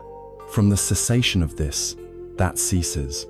When the seed is destroyed, the plant will not arise. When you blow out the match, the flame disappears. This is not a complex metaphysical doctrine you are required to believe. It is an invitation to observe, to look at any object, any feeling, any situation, and to see for yourself how it exists in dependence on other factors. This law is as impersonal and as reliable as the law of gravity. It reveals a universe that is not chaotic, nor is it controlled by an external, willful deity. Instead, reality is a self-regulating, relational, and profoundly intelligent process. Our minds, conditioned by simple logic, tend to think of cause and effect as a linear chain, like a single line of dominoes. A causes B, which then causes C. But dependent origination describes a reality that is infinitely more complex and beautiful. It is not a chain, it is a web. It is the very Indra's net we have spoken of. For any one thing to arise, it depends not on a single cause, but on a vast constellation of conditions. Think again of a simple flame. What is its cause? We might say, the cause is the match, but the match alone is not enough. It needed oxygen in the air. It needed the fuel of the matchstick itself. It needed a certain dryness in the air. It needed the intention and the physical action of a person to strike it. It needed the friction of the striking surface. The flame did not arise from a single cause. It manifested at the precise moment when all of these necessary conditions and countless others came together. If you remove any one of these key conditions, if you take away the oxygen or soak the match in water, the flame will not arise. This understanding changes everything. It dissolves our tendencies toward pride and blame. If a project at work succeeds, the mind of the separate self is quick to claim credit. My genius made this happen. But the mind that understands dependent origination sees that the success was the meeting point of countless conditions, the hard work of a team, the support of a family, the state of the economy, the ideas of others, and 1,000 strokes of good fortune. It sees this and feels humility and gratitude. Likewise, when something fails, the egoic mind looks for someone to blame. It was their fault, or worse, it turns inward with shame. It was all my fault. The wise mind sees that failure, too, is the result of a convergence of conditions. This does not absolve us of responsibility for our actions, but it removes the toxic sting of personal blame and allows us to learn from the situation with clarity and compassion.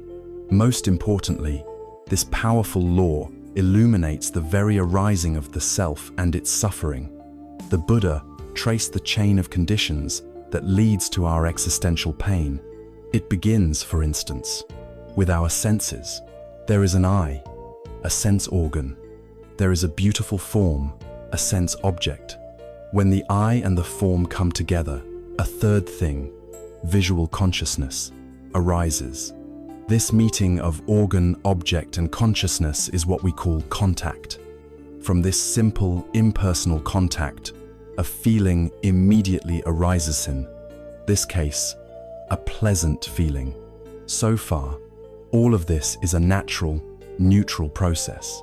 But here is the crucial link. From that pleasant feeling, craving arises. It is the thought, I like this, I want more of it. And from craving comes clinging or attachment. We mentally grasp the experience. We try to possess it, to make it a part of our story. I am the one who is seeing this beautiful thing. I need this to be happy.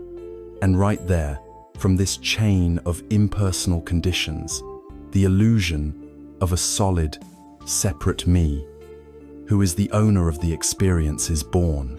And with that birth comes all the suffering of fear, the fear of losing the beautiful thing and the inevitable disappointment when it changes or disappears.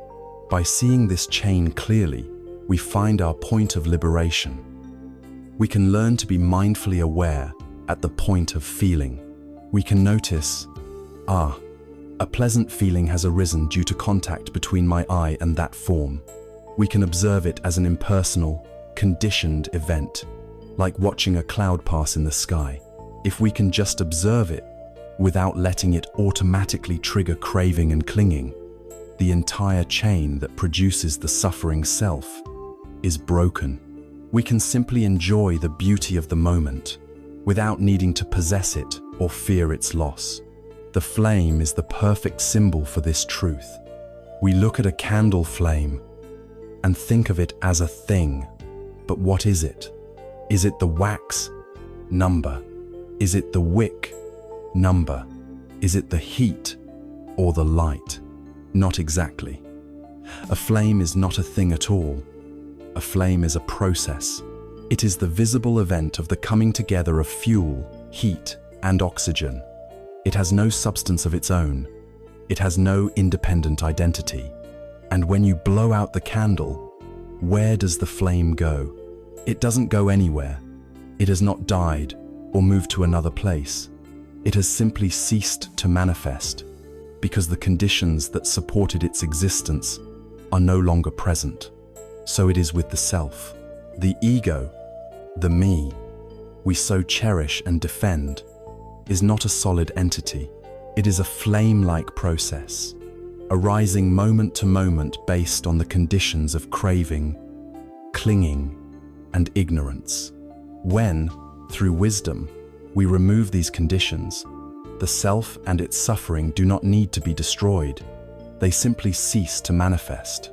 Dependent origination is the master key that unlocks the deepest truths of the Buddhist path.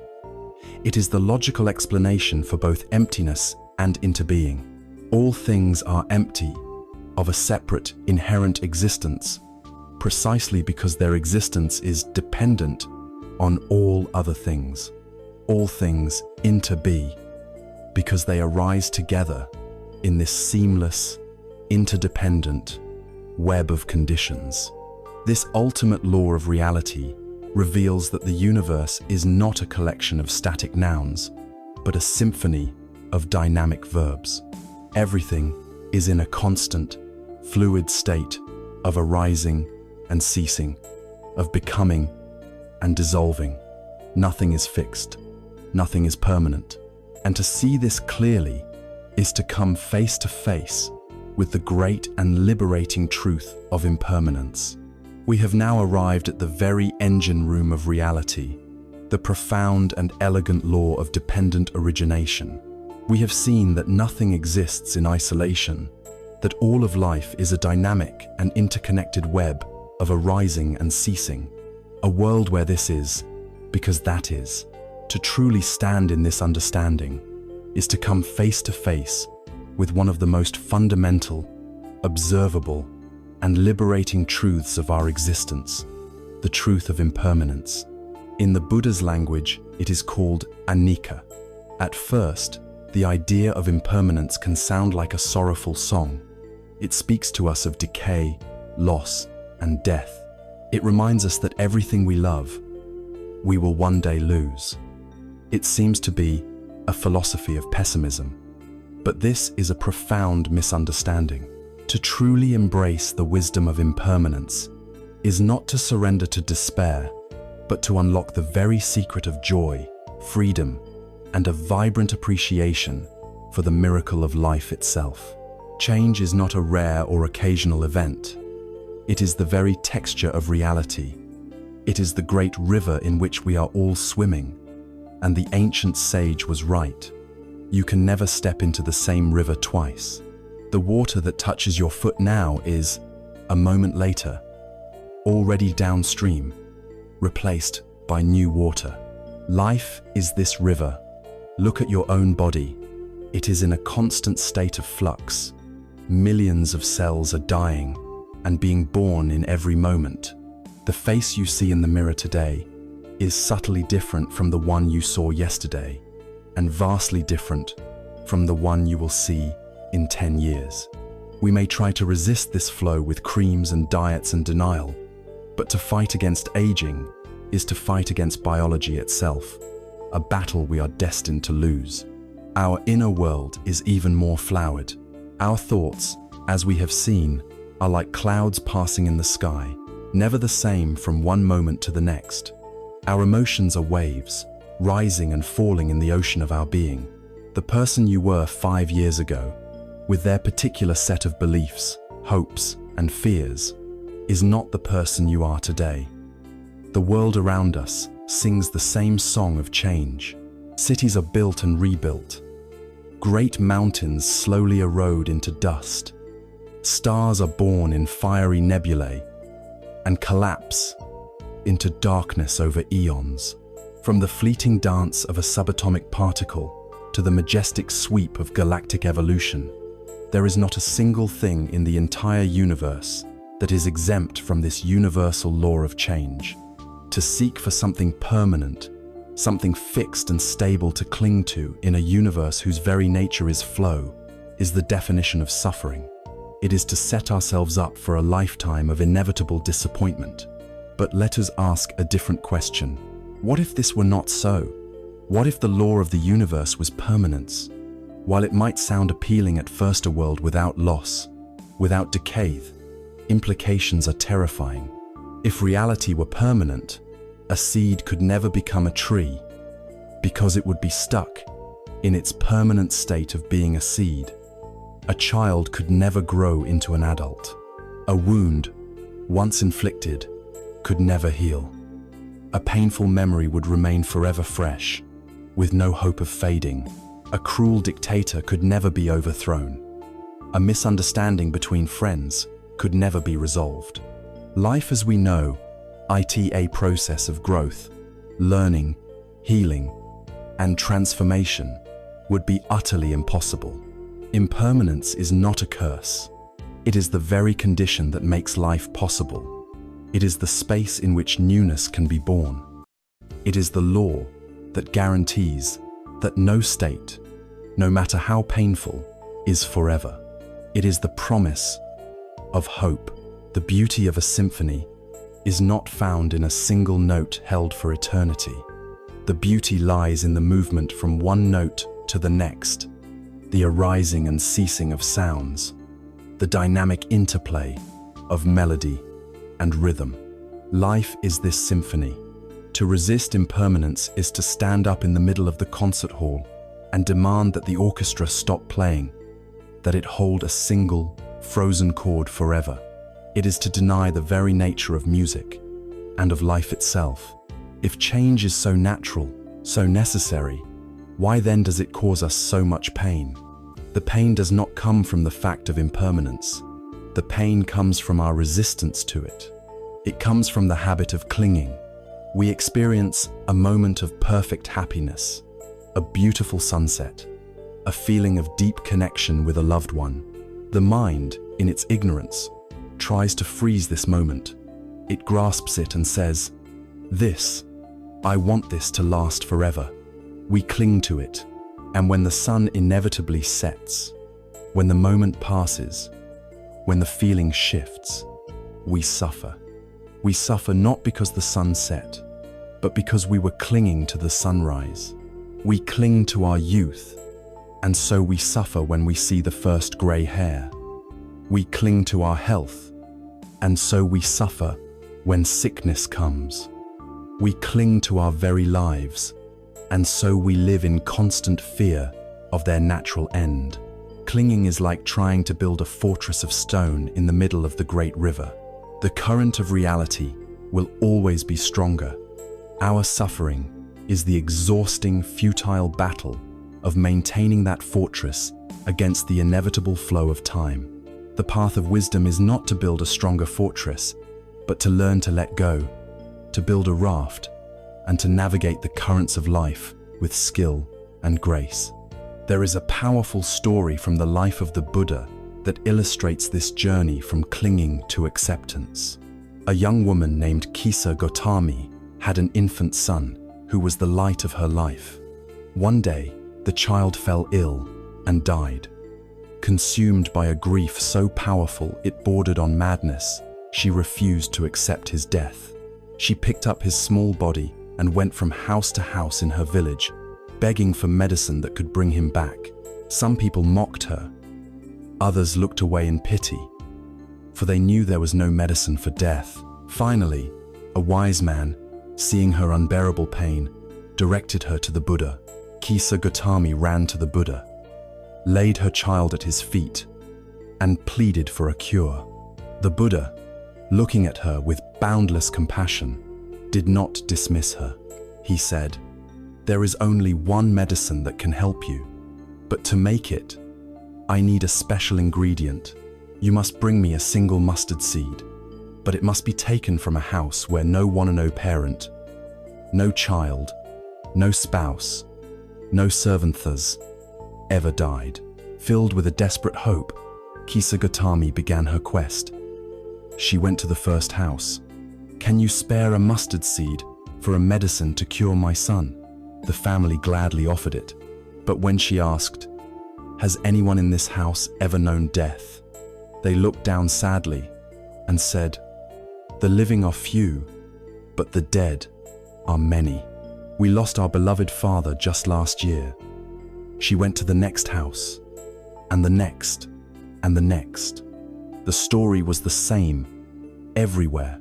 Every family had a mustard seed, and every family had a story of loss.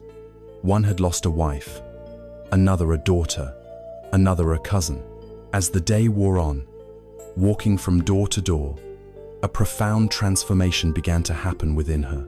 She realized that her own devastating grief, which she had experienced as a unique and solitary torment, was in fact the shared, universal experience of all human beings. Loss was not a personal affliction that had singled her out for punishment. It was a fundamental law of existence, woven into the very fabric of life. With this deep seeing, her frantic, desperate clinging began to soften. She understood that she could not fight this law. She went to the forest, laid her son's body down with a gentle and final tenderness, and returned to the Buddha, her heart broken, but no longer mad. She had accepted the truth of impermanence. To embrace impermanence is not to become cold or apathetic. It is the opposite. It is the key to living with passion and depth. Knowing that this very moment is precious and fleeting, we learn to be fully present for it. Knowing that our loved ones will not be with us forever, we learn to treasure them more deeply, to forgive more easily, and to love more completely, right here and now. We stop postponing our lives. When we truly understand that the symphony of life will not last forever, we finally begin to listen to the music. And this radical acceptance of the world's true nature must also transform the way we act within it. If everything is in flux and the future is not a fixed destination, what then is the purpose of our efforts? What is the wise way to move and to strive in a world that is constantly changing? We have stood on the bank of the great river of impermanence and have accepted its ceaseless flow. We understand that everything changes, that nothing is fixed, that life is a dynamic symphony of arising and ceasing.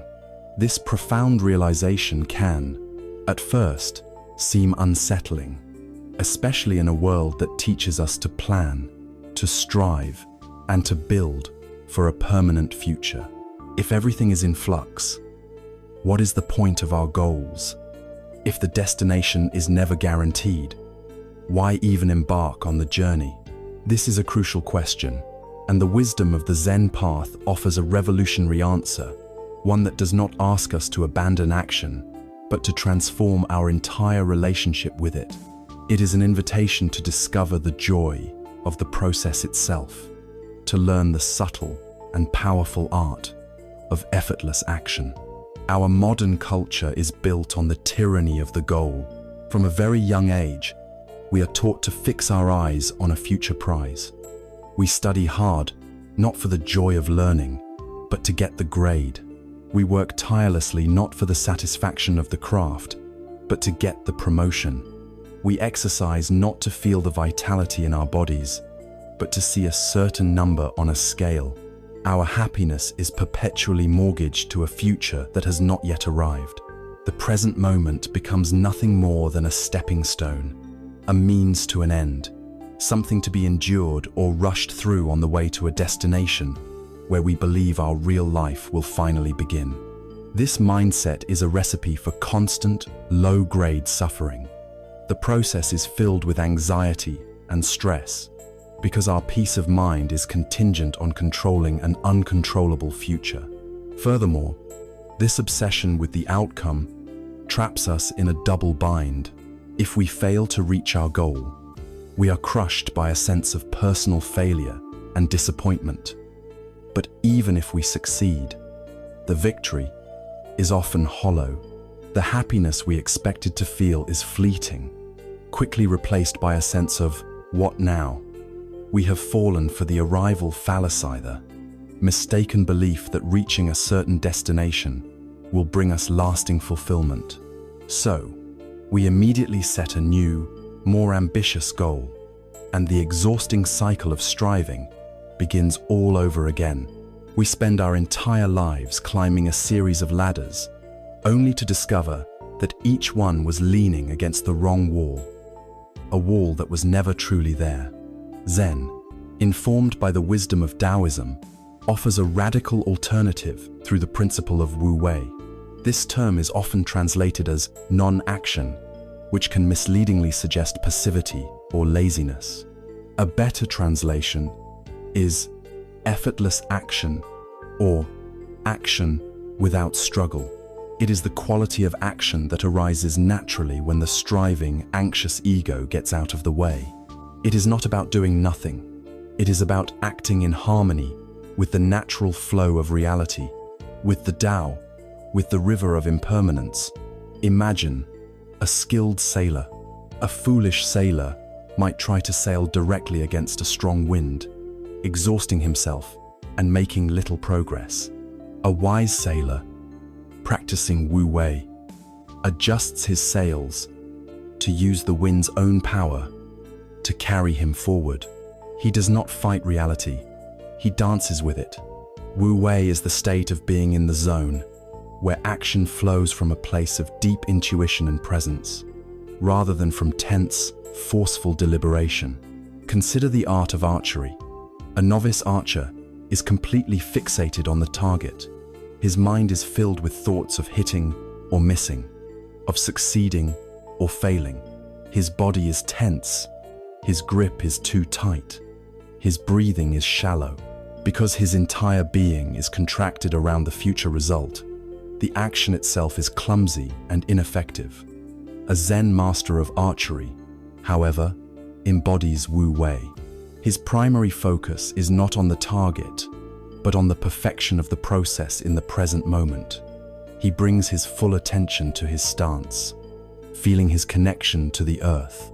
He is mindful of his grip on the bow, the feeling of the string against his fingers.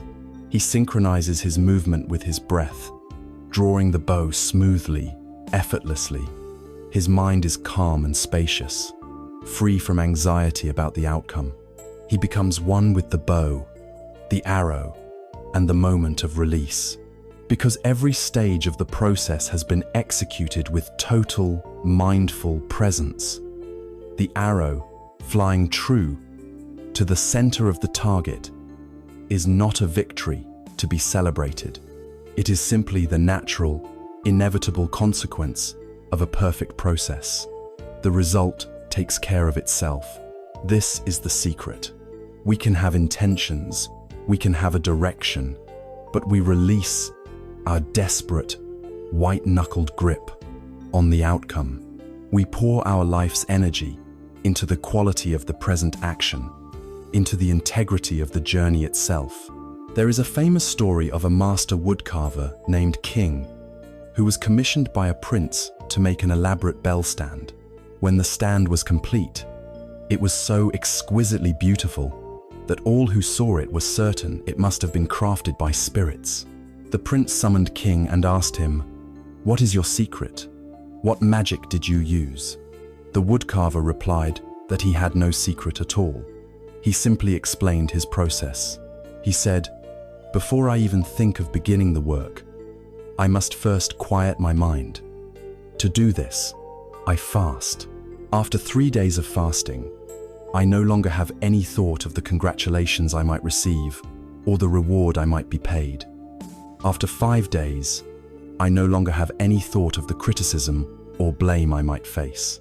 My mind becomes still. After 7 days, I become so absorbed that I forget I even have a body with 4 limbs. I have no thought of the prince or his court. At that point, all distractions have vanished, and my skill is completely concentrated. Only then do I go into the forest to look at the living trees. I observe their nature. When I find the perfect tree, I can already see the bell stand within it. I see its form, waiting to be liberated from the wood. Then, I simply apply my hand and set it free. If I do not find such a tree, I simply do not begin. All I have done is to allow the nature of the wood to meet my own nature. This is Wu Wei.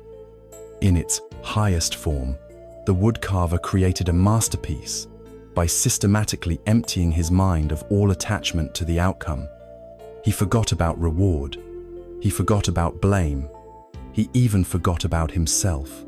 He became a pure, selfless conduit through which the inherent beauty of the wood could express itself.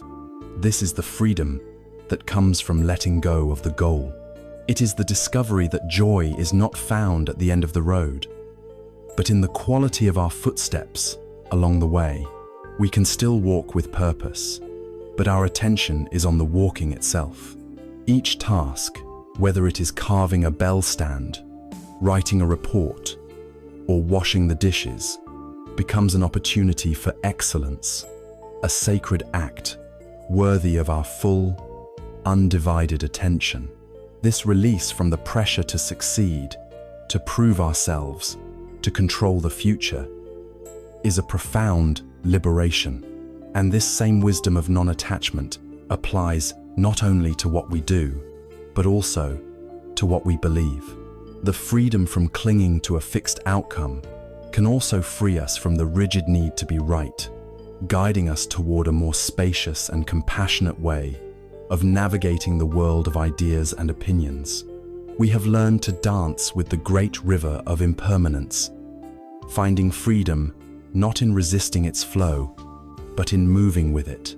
We have discovered the art of effortless action, shifting our focus from the prize at the end of the race to the quality of our footsteps on the path. This wisdom of non-clinging, of letting go, must now be applied to one of the ego's most fiercely defended territories, the realm of our own beliefs, the desperate need to be right. Our world is torn apart by the clash of opposing certainties, by the war between us, who know the truth, and them, who are tragically mistaken. It is on this battlefield of ideas that the Buddha offers his most profound and healing teaching, the path that walks serenely between the trenches of all extremes. This is the middle way. We must immediately clear away a common misunderstanding. The middle way is not a weak compromise. It is not a bland 50-50th split between two opposing views. It is not a call to be wishy-washy or to have no convictions. The middle way is a path of profound wisdom and courage. It is not about finding a point halfway between two poles. It is about rising above the poles altogether, seeing that the very opposition between them is a product of a limited and dualistic mind. It is the path that liberates us from the prison of either or. The human mind, as a tool for survival, is a master of division. It slices reality into pairs of opposites in order to make sense of it.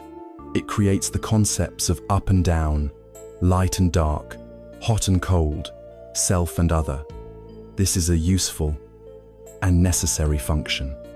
We could not navigate the world without it, but we fall into a trap when we forget that these categories are mental constructs, not absolute realities. We mistake the map for the territory. The ego then latches onto these concepts, building its identity on one side of the equation while vehemently rejecting the other. We define ourselves by what we are for, and even more strongly, by what we are against. I am right, so you must be wrong. My political party is good, so yours must be evil. My religion holds the truth, so yours must be false.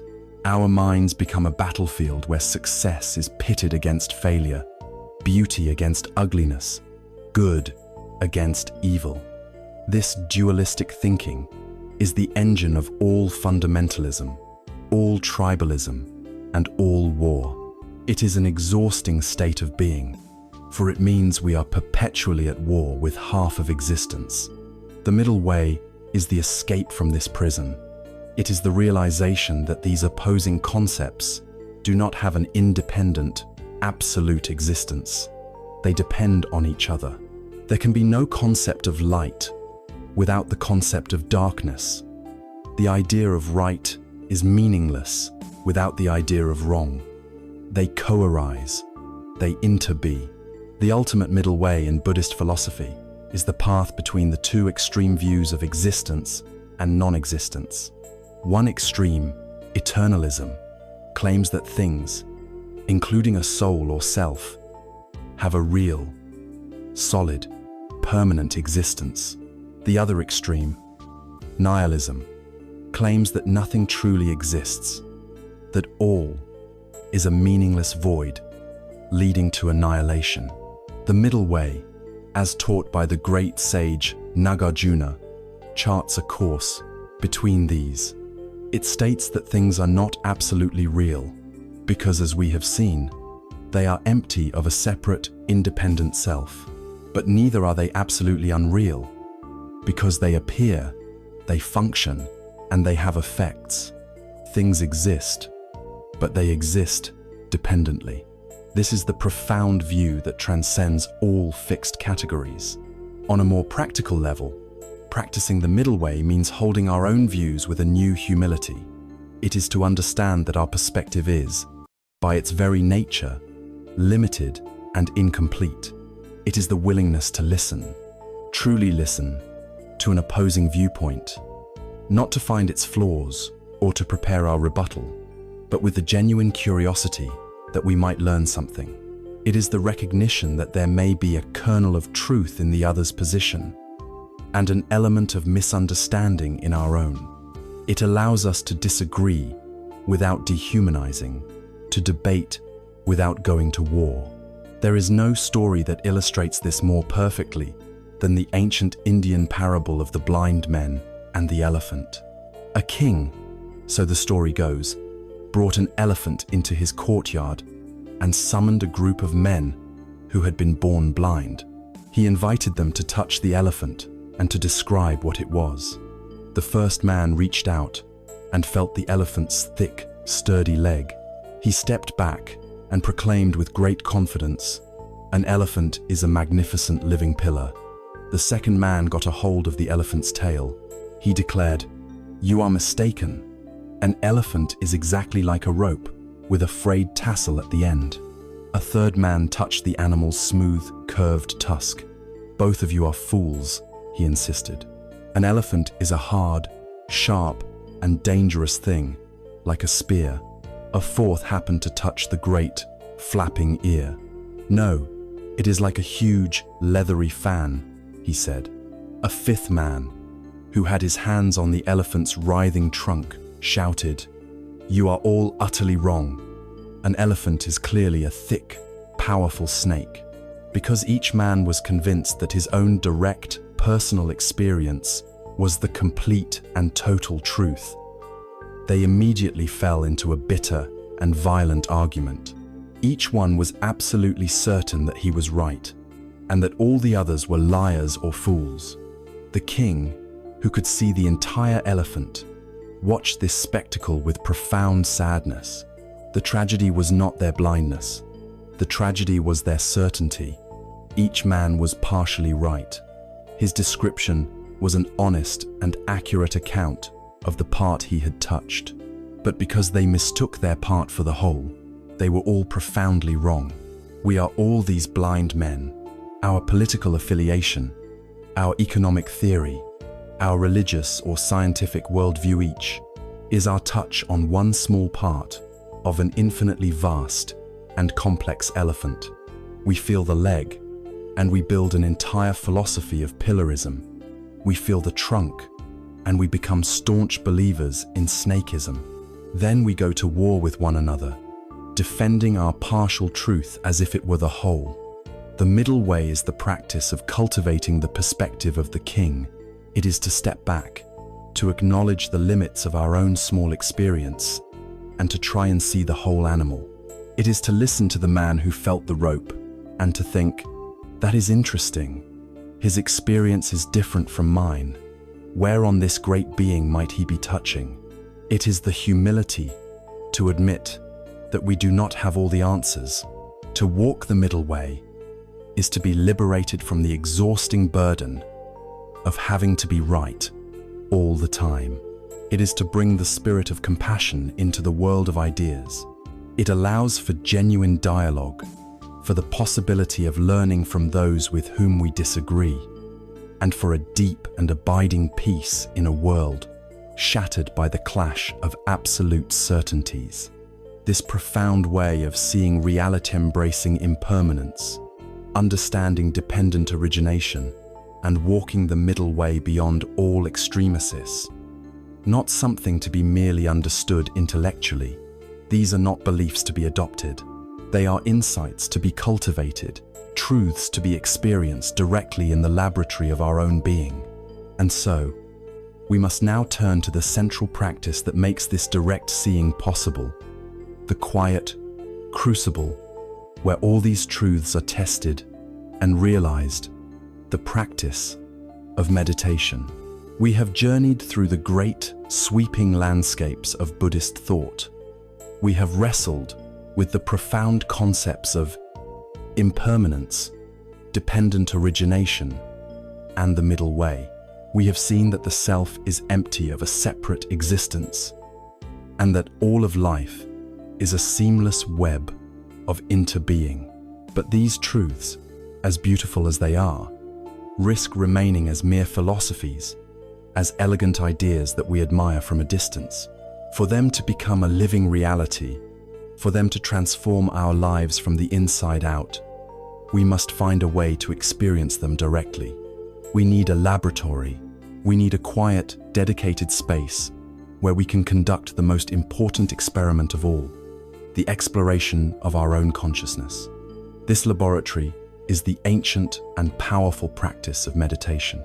Before we enter this laboratory, we must first dispel the myths that have made it seem intimidating or inaccessible. Let us be clear about what meditation is not. Meditation is not an attempt to stop your thoughts or to empty your mind. This is the most common and discouraging misconception. The mind is a thought-producing organ. Telling it not to think is like telling your heart not to beat. It is a futile struggle that only creates more tension. The goal is not to silence the mind, but to change our relationship with it, to move from being a passenger tossed about by its every whim, to being the calm, steady driver. Secondly, meditation is not about achieving some special, blissful state. While moments of deep peace and joy may arise, they are not the goal.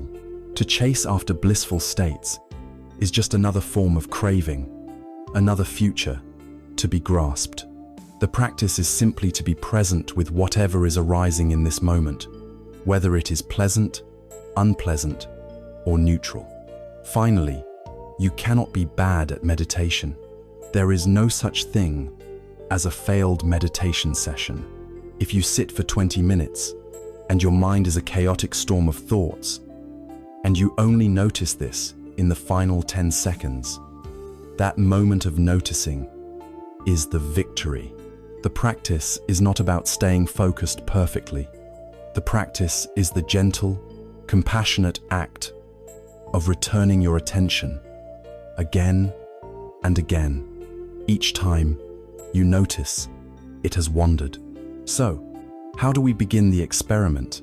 The classic method is sitting meditation. We find a posture that embodies both dignity and relaxation. You can sit cross-legged on a cushion on the floor, or you can sit upright in a chair with your feet flat on the ground. The key is to keep the spine straight, but not rigid, like a stack of golden coins, allowing energy to flow freely. Your hands can rest gently in your lap. Your eyes can be softly closed, or half open with a gentle, unfocused gaze toward the floor. The posture itself is a message to the mind. We are here. We are present. We are awake. Once the body is settled, we choose an anchor to moor our attention in the present moment. The most reliable and universally available anchor is the breath. You simply bring your awareness to the physical sensation of the breath as it enters and leaves the body.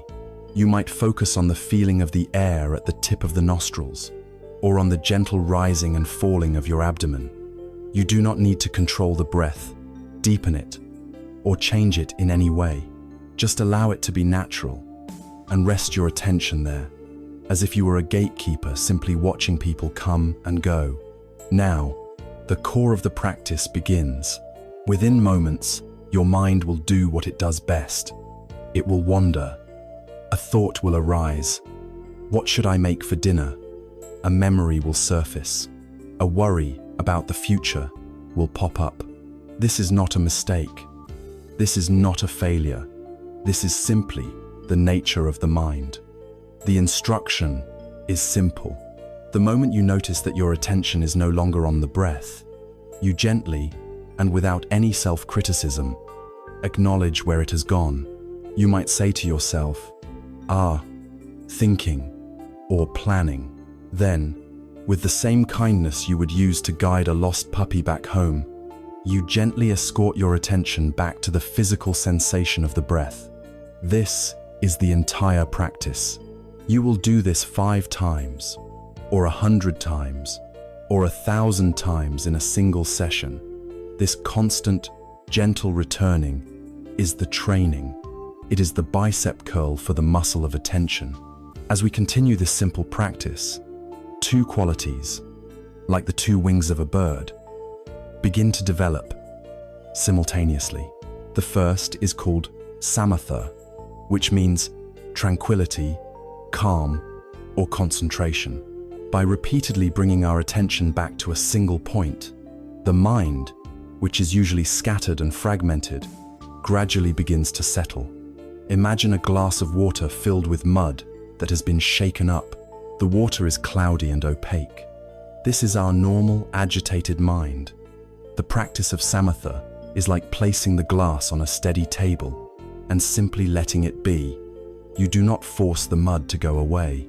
You simply create the condition of stillness. Naturally, inevitably, the particles of mud begin to settle to the bottom. The water becomes clear. This clarity, this mental stability, is samatha. When the water is clear, you can see right through it. This clear seeing is the second wing of meditation, known as vipassana, or insight. In the calm and stable mind developed through samatha, we begin to perceive the true nature of our experience directly, without the filter of our stories and concepts. We watch a thought arise in our mind. We see it exist for a few moments, and then we see it vanish, all by itself. In that instant, we are not thinking about impermanence. We are experiencing it directly. We notice that a feeling of anxiety arises not from a solid me, but from a particular thought or a physical sensation. We are experiencing dependent origination. We see, with irrefutable clarity, that we are not our thoughts. We are not our feelings. We are not our sensations. We are the spacious, silent awareness in which all of these phenomena appear and disappear. We are directly experiencing no self. The laboratory experiment is working. We are personally verifying the laws of our own consciousness. This laboratory is not confined to a cushion or a meditation hall. The sitting practice is the formal training, like an athlete lifting weights in the gym. But the real game is played in our daily lives. We can practice walking meditation, bringing our full attention to the sensation of our feet touching the earth with each step. We can practice eating meditation, savoring each bite of our food as if it were the first and last time we would ever taste it. We can wash the dishes with our full attention, transforming a mundane chore into a sacred act of presence. The goal is to gradually dissolve the artificial boundary between meditation and life, so that every moment becomes an opportunity to wake up. Meditation, then, is the ultimate act of radical inquiry. It is how we move from believing in these truths to knowing them in our bones. It is the gentle but persistent process of unbecoming everything we thought we were in order to discover the luminous, peaceful awareness that we have always been. We have now explored the philosophy, and we have established the core practice. With these powerful tools of wisdom and the direct experience cultivated on the cushion, we are finally ready to take them out into the world. We are ready to see how this profound inner transformation changes the way we relate to everyone and everything around us, beginning with the simple yet revolutionary act of listening. We have sat in the quiet laboratory of our own mind, learning to observe the ceaseless flow of our inner world. Through the practice of meditation, we have cultivated a spacious awareness, a stillness that is not empty, but vibrantly alive. We have learned to come home to the present moment. Now, the path calls us to step out of the laboratory and bring this awakened presence into the most complex, challenging, and rewarding arena of all, our relationships with other human beings. The great truths of interbeing and compassion cease to be abstract philosophies and become living realities the moment we interact with another. And the most fundamental practice of embodied interbeing, the most direct act of compassion we can offer, begins with the simple, radical art of deep listening. For most of us, most of the time, we do not truly listen. We have become experts in a kind of conversational deafness, a state of being where we hear sounds, but miss the meaning and the person behind them. Our ordinary listening is often a form of waiting. We wait for our turn to speak, while the other person is sharing their story, their pain, or their idea. Our mind is furiously at work. It is formulating a counter-argument, preparing a defense, crafting a brilliant piece of advice, or searching our own memory banks for a similar story that will allow us to reclaim the spotlight. Our attention is not on the speaker, it is on ourselves. We are not listening to understand, we are listening to reply. At other times, we listen through a thick filter of judgment. We are constantly evaluating, comparing the other person's words to our own beliefs and experiences. We are fact-checking their story, looking for flaws in their logic, deciding whether they are right or wrong, whether we agree or disagree. This is not listening. It is intellectual combat, disguised as conversation. It reinforces our own ego and our own positions, but it leaves the other person feeling assessed and invalidated. In our hyper-connected modern world, we have also perfected the art of partial listening. We nod and say, "Uh-huh," while our minds are on a work deadline, while our fingers are scrolling through a phone, while half our attention is on a screen across the room. We offer mere fragments of our presence. All of these forms of hearing without listening leave the speaker feeling more alone, more misunderstood, and more separate than they were before. They build walls between us. Deep listening, or what is sometimes called compassionate listening, is the conscious decision to do the opposite. It is an active form of meditation with another person as its focus. The foundation of this practice is a single, clear intention: to listen with the sole purpose of helping the other person to suffer less. We must let go of all other agendas. We release our need to fix their problems. We release our need to offer advice. We release our desperate need to be right, to win the argument, or to steer the conversation. Our only job is to provide a safe, empty space into which another human being can pour their heart. The practice itself is one of total presence. We offer our most precious and finite resource, our undivided attention. We turn towards the person, maintaining gentle, steady eye contact. We listen not only with our ears, but with our whole body. We listen for the feeling beneath the words. We notice the subtle shifts in their tone of voice, the hesitation, the flicker of pain in their eyes, the tension in their shoulders. We listen to what is not being said. We become comfortable with silence, recognizing it not as an awkward void to be filled, but as a fertile space where the speaker can go deeper and find their own clarity. We use the skills we learned in meditation when our own mind wanders, when a judgment arises, when the impulse to interrupt and share our own story becomes almost overwhelming. We notice it. We see it as just another thought cloud passing through the sky of our mind. And with gentle effort, we let it go, returning our full attention to the person in front of us. Our quiet, unwavering presence becomes a gift of pure sanctuary. Imagine a husband and wife caught in a painful, repetitive cycle. She feels he is always working, that he is distant and doesn't care about the family. He feels she is always nagging him, that nothing he does is ever good enough. One evening, after a tense dinner, the husband, having heard of this practice, decides to try something different. He turns to his wife and says, "I can see you are unhappy. Please, tell me about it. For the next 10 minutes, I am not going to say a word. I am not going to defend myself. I just want to understand." The wife is skeptical, but she begins to speak. At first, her words are full of accusation and frustration about his long hours at the office.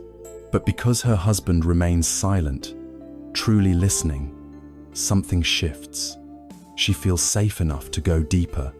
Her anger gives way to sadness.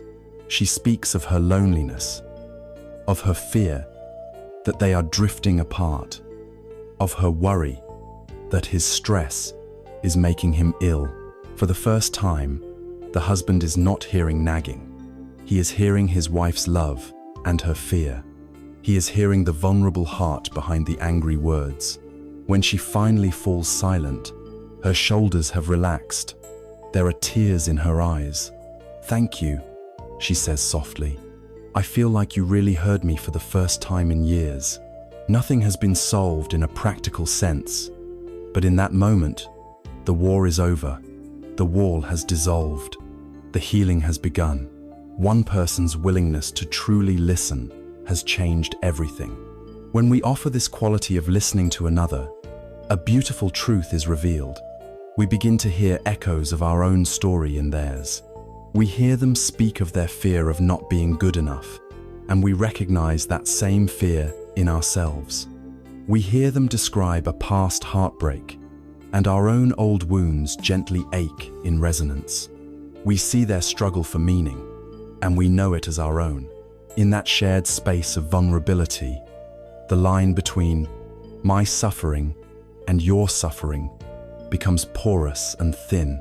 We realize that we are all wrestling with the same fundamental human pains and longings. Deep listening becomes a direct, embodied experience of our interbeing. This powerful practice of compassion must also be turned inward. For how can we offer a safe space to others if we have not first created one for ourselves? Most of us are very harsh with ourselves, our inner critic, a relentless taskmaster. We must learn to offer this same compassionate listening to the neglected parts of our own being. We can sit quietly and ask, what is the cry of my own heart that I have been too busy to hear? What is the feeling of exhaustion or loneliness or sadness that I keep pushing away? We can learn to listen to our own inner child, to acknowledge its old hurts without judgment, and to offer it the kindness and acceptance it has always craved. To listen to ourselves with compassion is the beginning of true self-healing. Deep listening is not a passive act. It is a powerful, creative, and healing force. It costs nothing but our presence, yet it is one of the most valuable gifts we can give. It is the practice of compassion in action, the practice of setting aside our own ego to create a space for another to be seen and heard. It is the art of receiving the world with an open heart, And from this deep and respectful receiving, a new way of giving naturally arises, the art of using our own words, not as weapons, but as instruments of healing, understanding, and peace. Having learned to open ourselves to others through the practice of deep listening, to receive their stories and their suffering with a quiet, compassionate presence, we must now turn to what we give back. The path of communication has two sides: the way we receive and the way we send. Our primary mode of sending, of expressing our inner world, is through the power of speech. In the Buddhist tradition, this is not a trivial matter. Right speech, or loving speech, is a cornerstone of the awakened path. It is the recognition that our words are not merely sounds. They are potent forces. They are actions, a form of karma that we send out into the world, moment by moment. With every word we utter, we are either contributing to the world's suffering and confusion, or we are contributing to its healing and clarity. The choice is ours in every moment. Words possess a power that can be both terrifying and sublime. A word can be a weapon, sharper than any knife. A harsh criticism, a sarcastic remark, a dismissive comment, these can inflict wounds on a person's spirit that last for decades. A physical bruise will fade, but the memory of a cruel word can replay in the mind for a lifetime, reinforcing feelings of inadequacy and shame. Gossip, the casual assassination of another's character, can destroy reputations and sow seeds of mistrust that poison entire communities. Lies, even small ones, create a world of illusion, eroding the very foundation of intimacy and trust. When we use words as weapons, whether consciously or not, we add to the violence of the world. We strengthen the illusion of separation and cause tangible harm.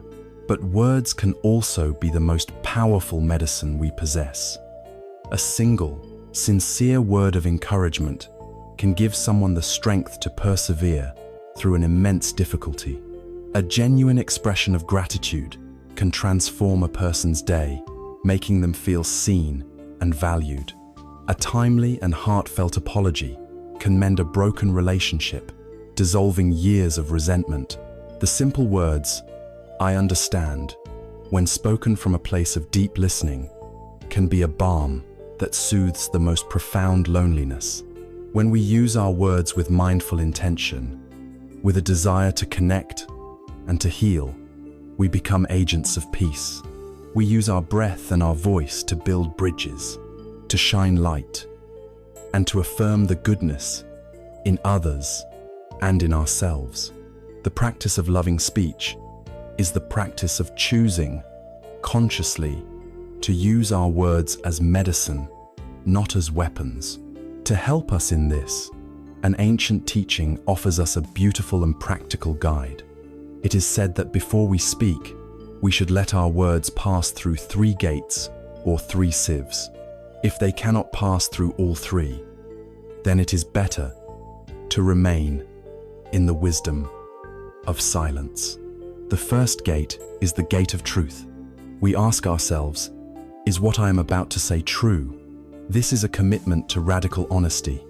It means we refrain from outright lies, but it also goes deeper. It challenges us to notice our subtle tendencies to exaggerate, to embellish a story, to make ourselves look better, or to conveniently omit details that might contradict our point. It asks us to speak from a place of integrity, to ensure that the foundation of our communication is based in reality. If the words are not true, we do not let them pass.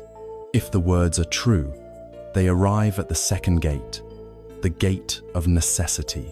Here we ask, is what I'm about to say necessary? Is it useful? This is a powerful filter that can bring a great deal of peace to our lives.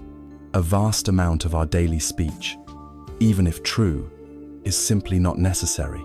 This gate helps us to curb the habit of gossip, which is the act of speaking truths about others that are not necessary and are often harmful. It helps us to refrain from offering unsolicited advice, from filling every silence with idle chatter, or from stating an opinion simply to hear our own voice. This gate is not about censorship. It is about intentionality. It asks us to consider the purpose of our speech. Will these words truly bring benefit, clarity, or connection? Or are they just adding more noise to an already noisy world? If our words are both true and necessary, they arrive at the final, and perhaps most important, gate, the gate of kindness. Here we ask, are these words kind? An unskillful person might use the truth as a club, saying, "I'm just being honest," as an excuse to be cruel. The practice of loving speech understands that the truth can be delivered with many different kinds of energy. This gate asks us to check our motivation. Are we speaking in order to help, or in order to hurt, to prove a point, or to put someone in their place? This gate is especially important when we have to have difficult conversations. The truth might be that we feel hurt or let down by someone's actions. The kind way to express this is not with blame and accusation. "You are so inconsiderate," but with a gentle and honest sharing of our own feelings. When this happened, I felt hurt. The truth is spoken. The conversation is necessary, but it is framed with a kindness that invites dialogue rather than escalating conflict. The supreme power of words that pass through these three gates is told in the story of the Buddha and the ferocious murderer, Angulimala. Angulimala was a terrifying figure who had killed so many people that he wore a garland made from their fingers. One day, the Buddha began to walk calmly down the road that led through Angulimala's territory. Angulimala saw him and was delighted to have another victim. He drew his sword and began to run after the Buddha, shouting, "Stop, monk!" But a strange thing happened. Although the Buddha was only walking at a normal pace, Angulimala, running with all his might, could not catch up to him. Finally, exhausted and enraged, he screamed, "Stop! Stand still, monk!" The Buddha, still walking, turned his head slightly and said, with a voice that was perfectly calm and clear, "I have stopped, Angulimala. It is you who have not stopped."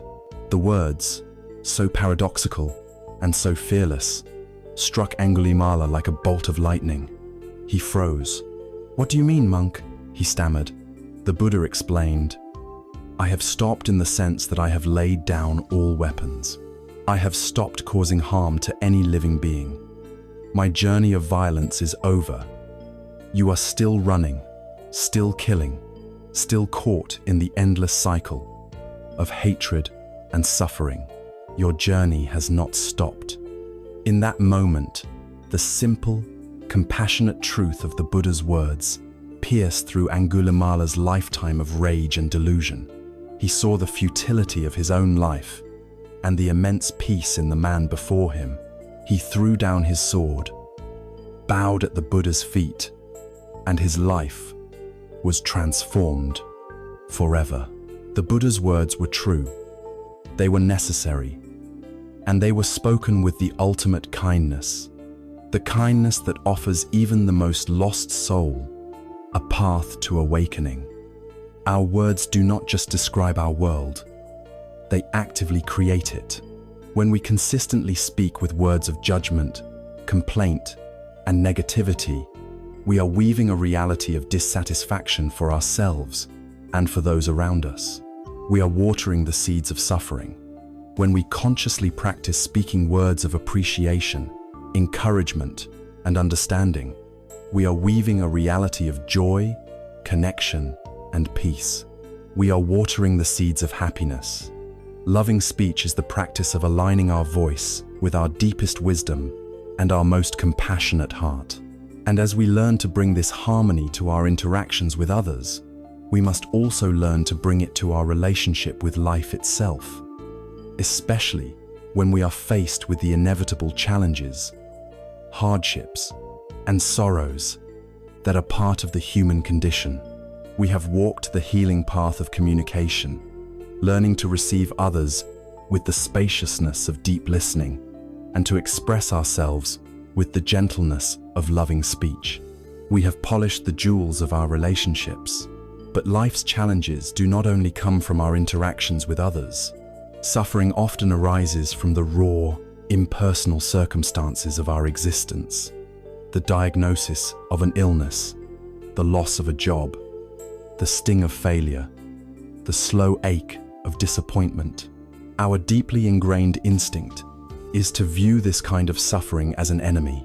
It is a flaw in the system, a terrible mistake, an intruder to be fought, vanquished, or avoided at all costs.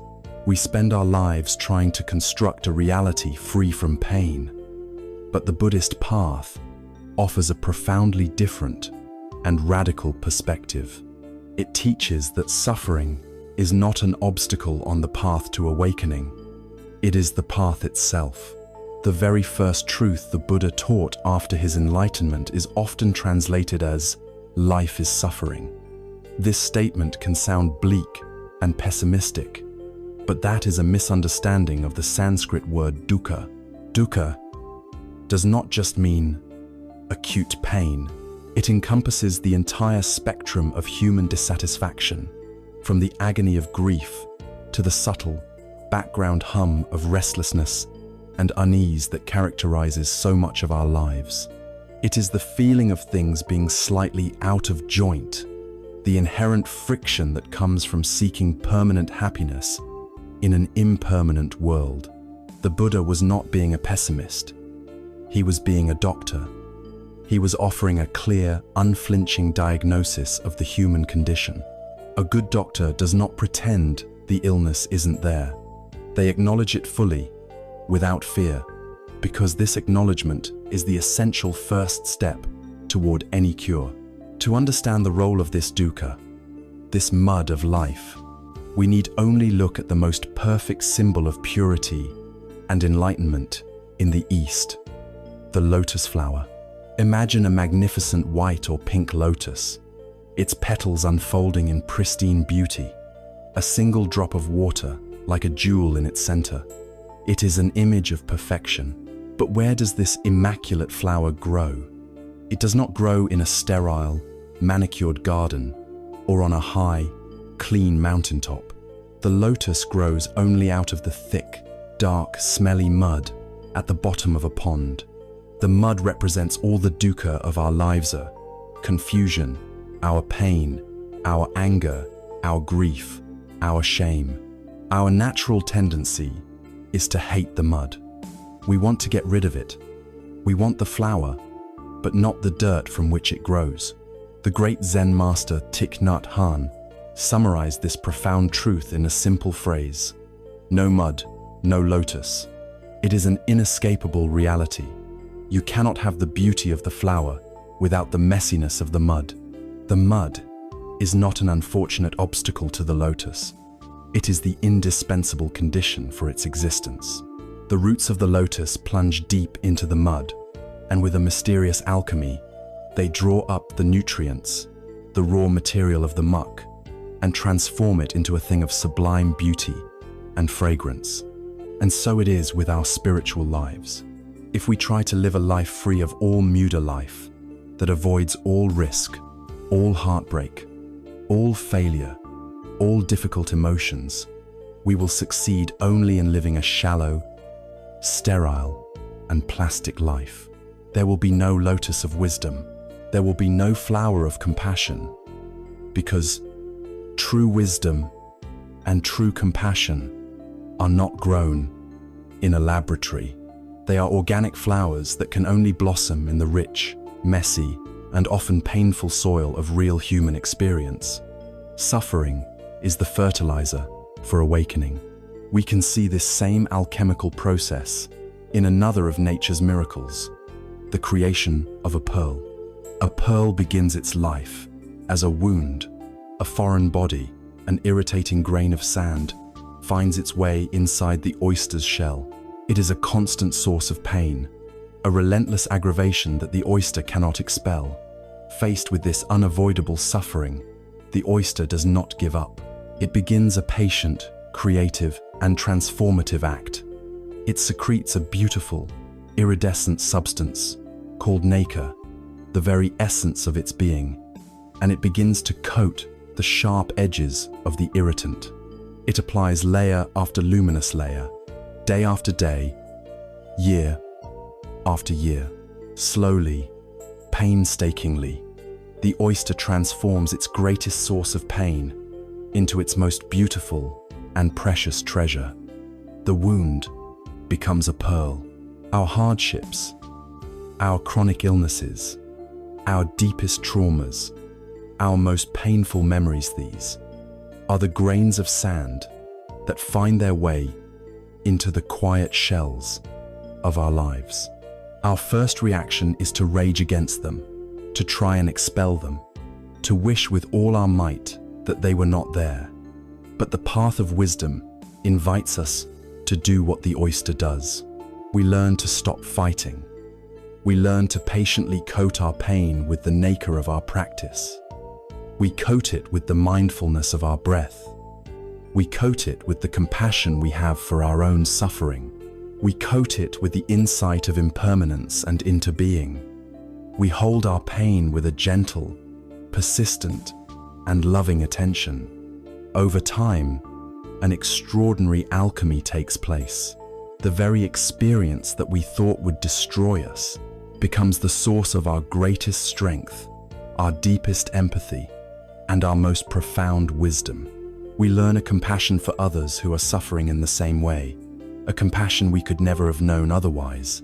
We have transformed our wound into a pearl. This understanding completely changes the way we meet difficulty. When adversity strikes, a financial loss, a betrayal, a frightening diagnosis, the ego's first and most useless question is, why is this happening to me? This question is born from a sense of victimhood. It assumes a world where bad things shouldn't happen to good people. It casts us as the solitary sufferer and leads only to resentment, self-pity, and despair. It is a question that has no satisfying answer. The path of wisdom invites us to let go of this question and to ask a new one, a question that is empowering and generative. Instead of, why me? We can learn to ask, with genuine and open curiosity, what is this here to teach me? This simple shift in questioning is revolutionary. It transforms us from a passive victim of circumstance into an active student of life. It imbues our suffering with meaning and purpose. Perhaps this illness is here to teach me to slow down, to care for my body, to appreciate the simple gift of a pain-free day. Perhaps this financial loss is here to teach me what is truly valuable, to see that my worth is not tied to my bank account. Perhaps this broken heart is here to teach me the depths of my own capacity to love, to crack my heart open to a greater compassion. When we ask, what is this teaching me? Every challenge becomes our curriculum. Every difficulty becomes our teacher. Life is no longer a series of random, meaningless events, but a purposeful, if sometimes painful, journey of awakening. Suffering, then, is not a sign that we have failed or that life has gone wrong. It is a sign that we are alive, engaged in the rich, difficult, and beautiful process of being human. It is the mud that proves we are capable of growing a lotus. It is the grain of sand that gives us the opportunity to create a pearl.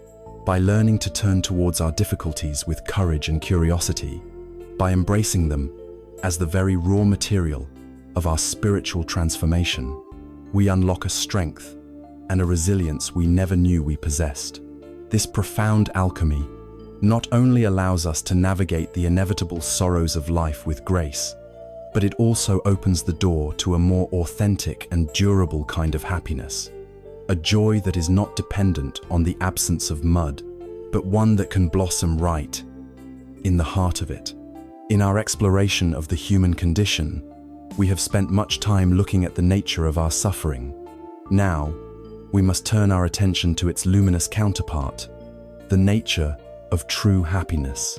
Our modern world is engaged in a relentless and exhausting pursuit, a frantic chase for something we believe will finally grant us peace. But we may be chasing the wrong thing. We are a culture obsessed with pleasure. We seek it in the fleeting sweetness of a dessert, the dopamine hit of a social media notification, the thrill of a new purchase, the distraction of an entertaining show. Pleasure is wonderful, but it is a fraught and unreliable source of well-being. By its very nature, pleasure is dependent on external stimulation. It requires a specific trigger, a specific condition to be met. And because those conditions are impermanent, pleasure itself is impermanent. The sweetness fades, the thrill wears off, the show ends, and we are left needing another dose, often a stronger one, to achieve the same effect.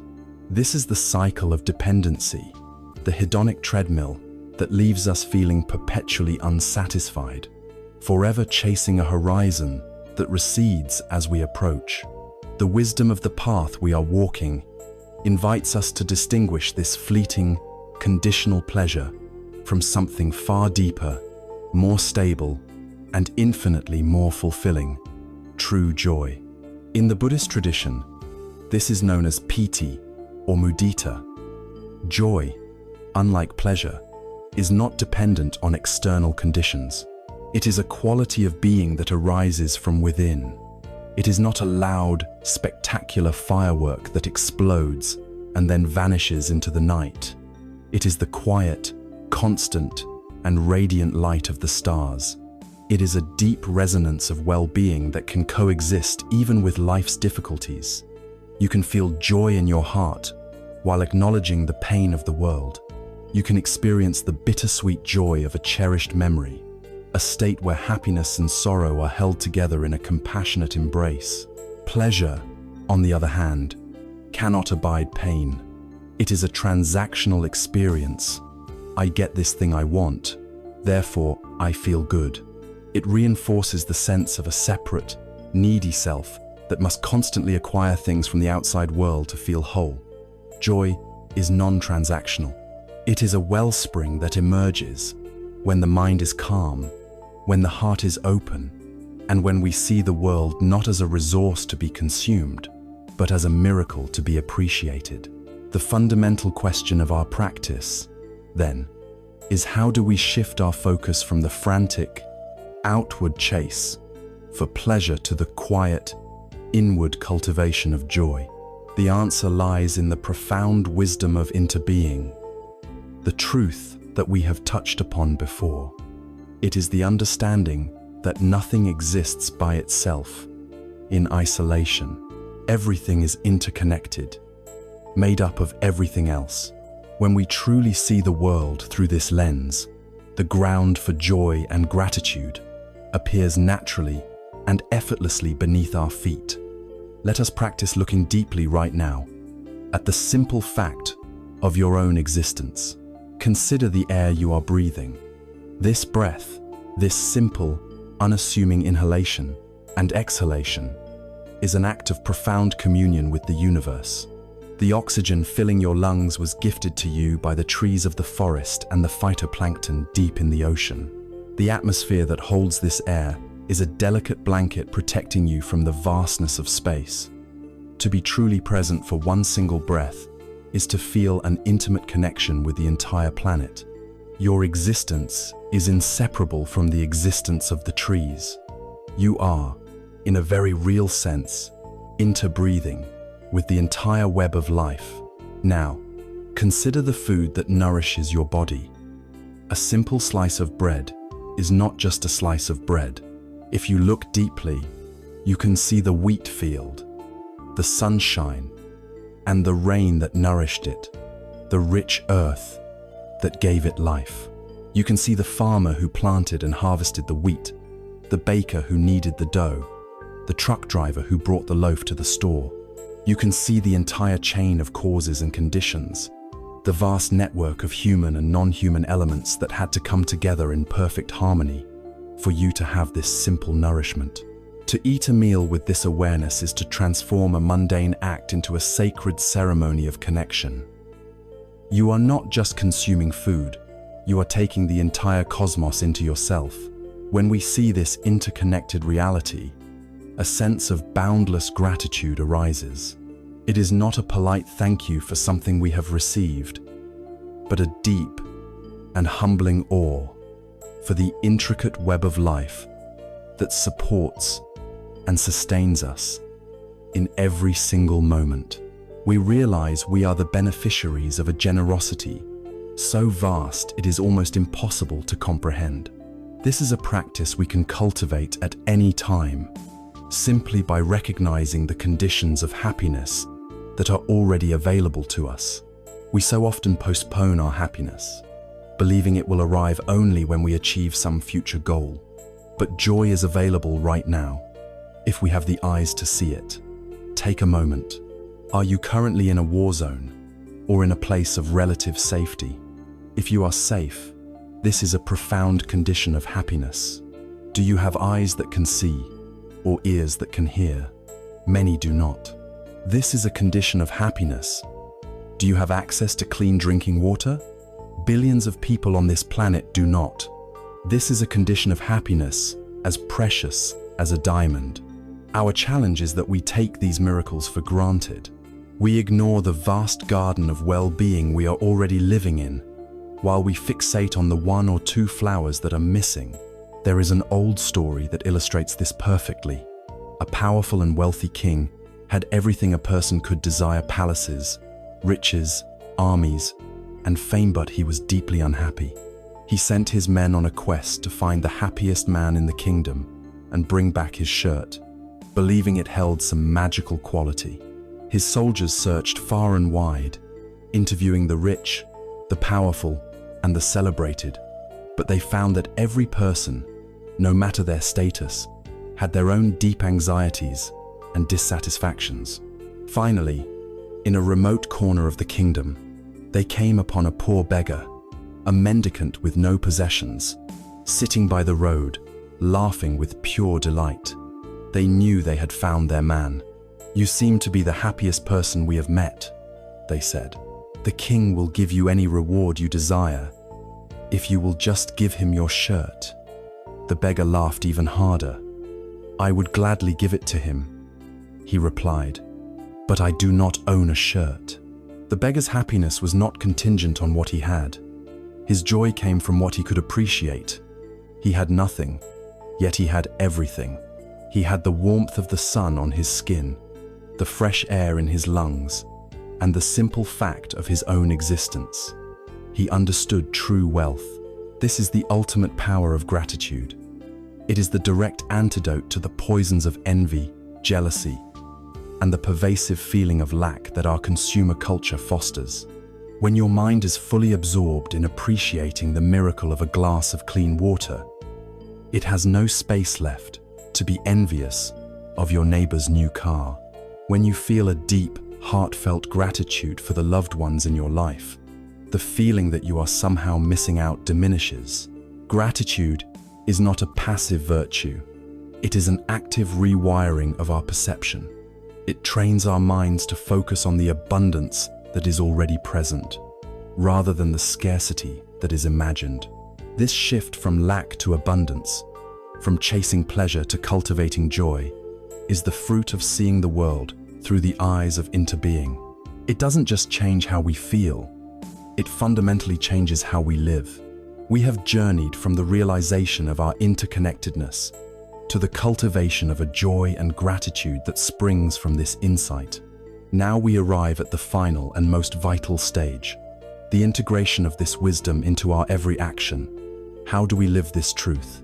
How do we embody the understanding of all is one in the midst of our complex, demanding, and often fragmented daily lives?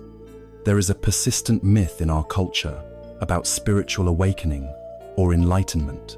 We tend to imagine it as a future event, a grand destination we will arrive at after years of practice, a permanent state of bliss where all our problems will magically disappear. We see it as a graduation ceremony from the school of life.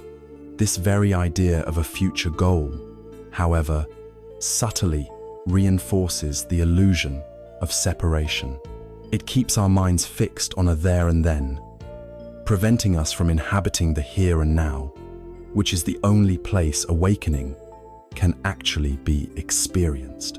The profound truth of the path is that enlightenment is not a destination to be reached. It is a way of living to be embodied, moment by moment. It is the conscious expression of the wisdom of interbeing in every mundane act, transforming our ordinary life into the sacred path itself. The first fruit of this integrated understanding is a fundamental shift in perception. We begin to see with new eyes. When we look at another person, we no longer see a truly separate other. We see a unique manifestation of the same consciousness that lives within us. When we see someone struggling with anger, fear, or grief, we recognize those same patterns within ourselves. Their capacity for suffering is our capacity for suffering. Their potential for kindness and courage is our potential for kindness and courage. This seeing dissolves the very ground of judgment. How can we judge another when we see them as another version of ourselves? Instead of judgment, what arises naturally is compassion, the heartfelt wish for them to be free from suffering. Conversely, when we look at ourselves, we see all others. We look at our own hands and see the hands of our parents and ancestors who came before us. We see the farmers who grew the food that built our cells, the teachers who shaped our minds, the countless beings whose labor and love have contributed to our existence. The pronoun I becomes transparent, revealing a beautiful and intricate confluence of the entire universe. This is not a poetic metaphor, it is a practical reality. Seeing in this way cultivates a deep and authentic humility. This new way of seeing inevitably leads to a new way of acting. When the illusion of the separate self begins to dissolve, our actions are no longer driven solely by the narrow, self-serving question, "What's in it for me?" We begin to act for the benefit of the whole because we understand, on a cellular level, that we are the whole. This is the birth of true ethics, an ethical system that arises not from a fear of punishment or a desire for reward, but from a clear seeing of reality. In our work, we strive for integrity not just to protect our reputation, but because we know that our actions have a ripple effect on our colleagues, our customers, and the community, all of which are inseparable from ourselves. In our relationships, we learn to listen with our full presence, not just to be polite, but because we honor the person speaking as another sacred expression of life. Our relationship with the planet is transformed. Environmentalism ceases to be a political issue and becomes an act of personal health and sanity. To pollute the rivers is to pollute our own veins. To destroy the forests is to destroy our own lungs. This is compassionate action, karuna, flowing effortlessly from the wisdom of interbeing. This brings us to the ultimate test of our practice. Can this wisdom hold us during times of great difficulty? A life of awakening is not a life free of problems. The storms of life will still come. There will be sickness, loss, disappointment, and injustice. The difference lies not in the absence of problems, but in the presence of this profound understanding while facing them. When a great challenge arises, we no longer feel like a small, fragile, isolated self being assaulted by a hostile world. We feel like the entire ocean experiencing a powerful wave. This is the lesson of our final and most powerful metaphor. Imagine a single wave on the surface of the great ocean. As it rises, it develops a sense of self. I am a wave. It looks around and sees other waves, and its mind begins to create stories. It compares itself. I am not as tall as that wave over there, but I am bigger than that one. It feels a sense of pride in its height and a sense of envy for those bigger than it. It sees a distant storm and a series of large, chaotic waves approaching, and it is filled with terror. Most of all, it knows that soon it will reach the shore and crash into nothingness. Its entire existence is defined by comparison, pride, envy, and a deep existential fear of its own demise. This is the life of the separate self. But then, the wave has a moment of insight. It stops looking at its form on the surface and looks deeply into its own nature. In that moment of clear seeing, it realizes the truth. I am not just a wave. My true substance, my very being, is water. Instantly, everything changes. The fear of death vanishes. How can water die?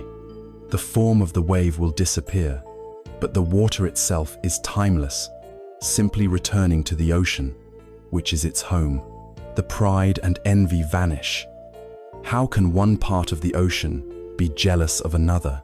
It is all one ocean, expressing itself in countless forms. The wave is now free.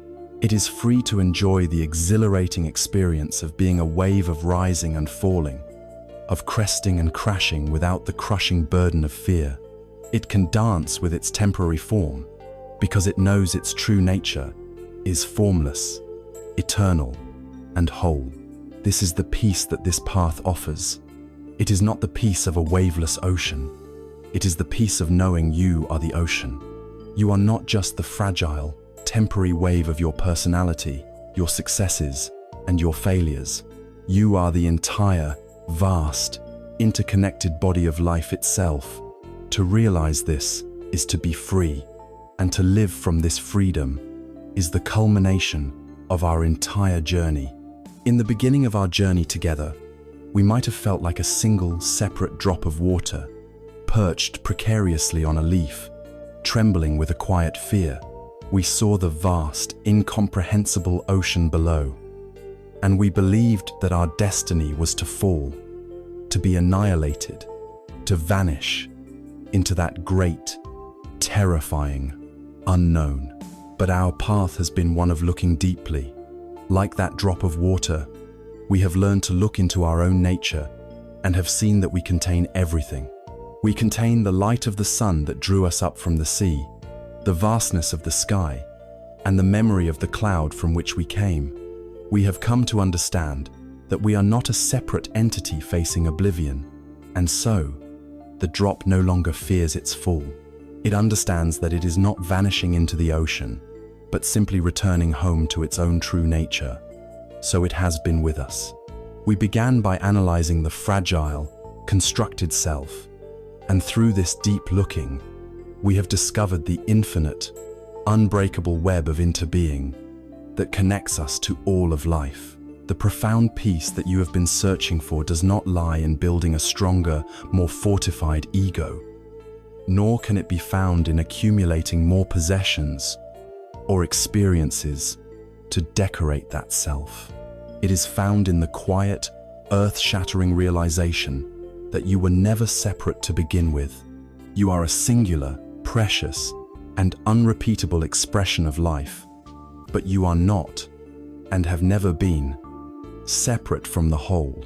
The sense of lack, of alienation, of striving, comes from a mistaken identity. When that identity is seen through, what remains is a deep sense of belonging, of being completely and utterly at home in the universe. What remains is the simple, resonant truth that has echoed throughout our entire journey. All is one. This path, therefore, does not ask you to become someone other than who you are. It is not about striving to be a better, more spiritual version of yourself. It is a gentle but persistent invitation to come home to who you already are, in the fullest and most authentic way possible. The tools for this homecoming are not exotic or difficult to acquire. They are already in your possession. You have the anchor of your breath, which can bring you back to the present moment at any time. You have the light of your mindfulness, which can illuminate the truth of interbeing in a simple flower or a cup of tea. And you have the innate capacity of your heart for compassion, which allows you to hold yourself and the world with unconditional kindness. Every moment is an opportunity to touch this liberating truth. You are the wave. You are also the ocean. Live with the freedom and the beauty of that truth.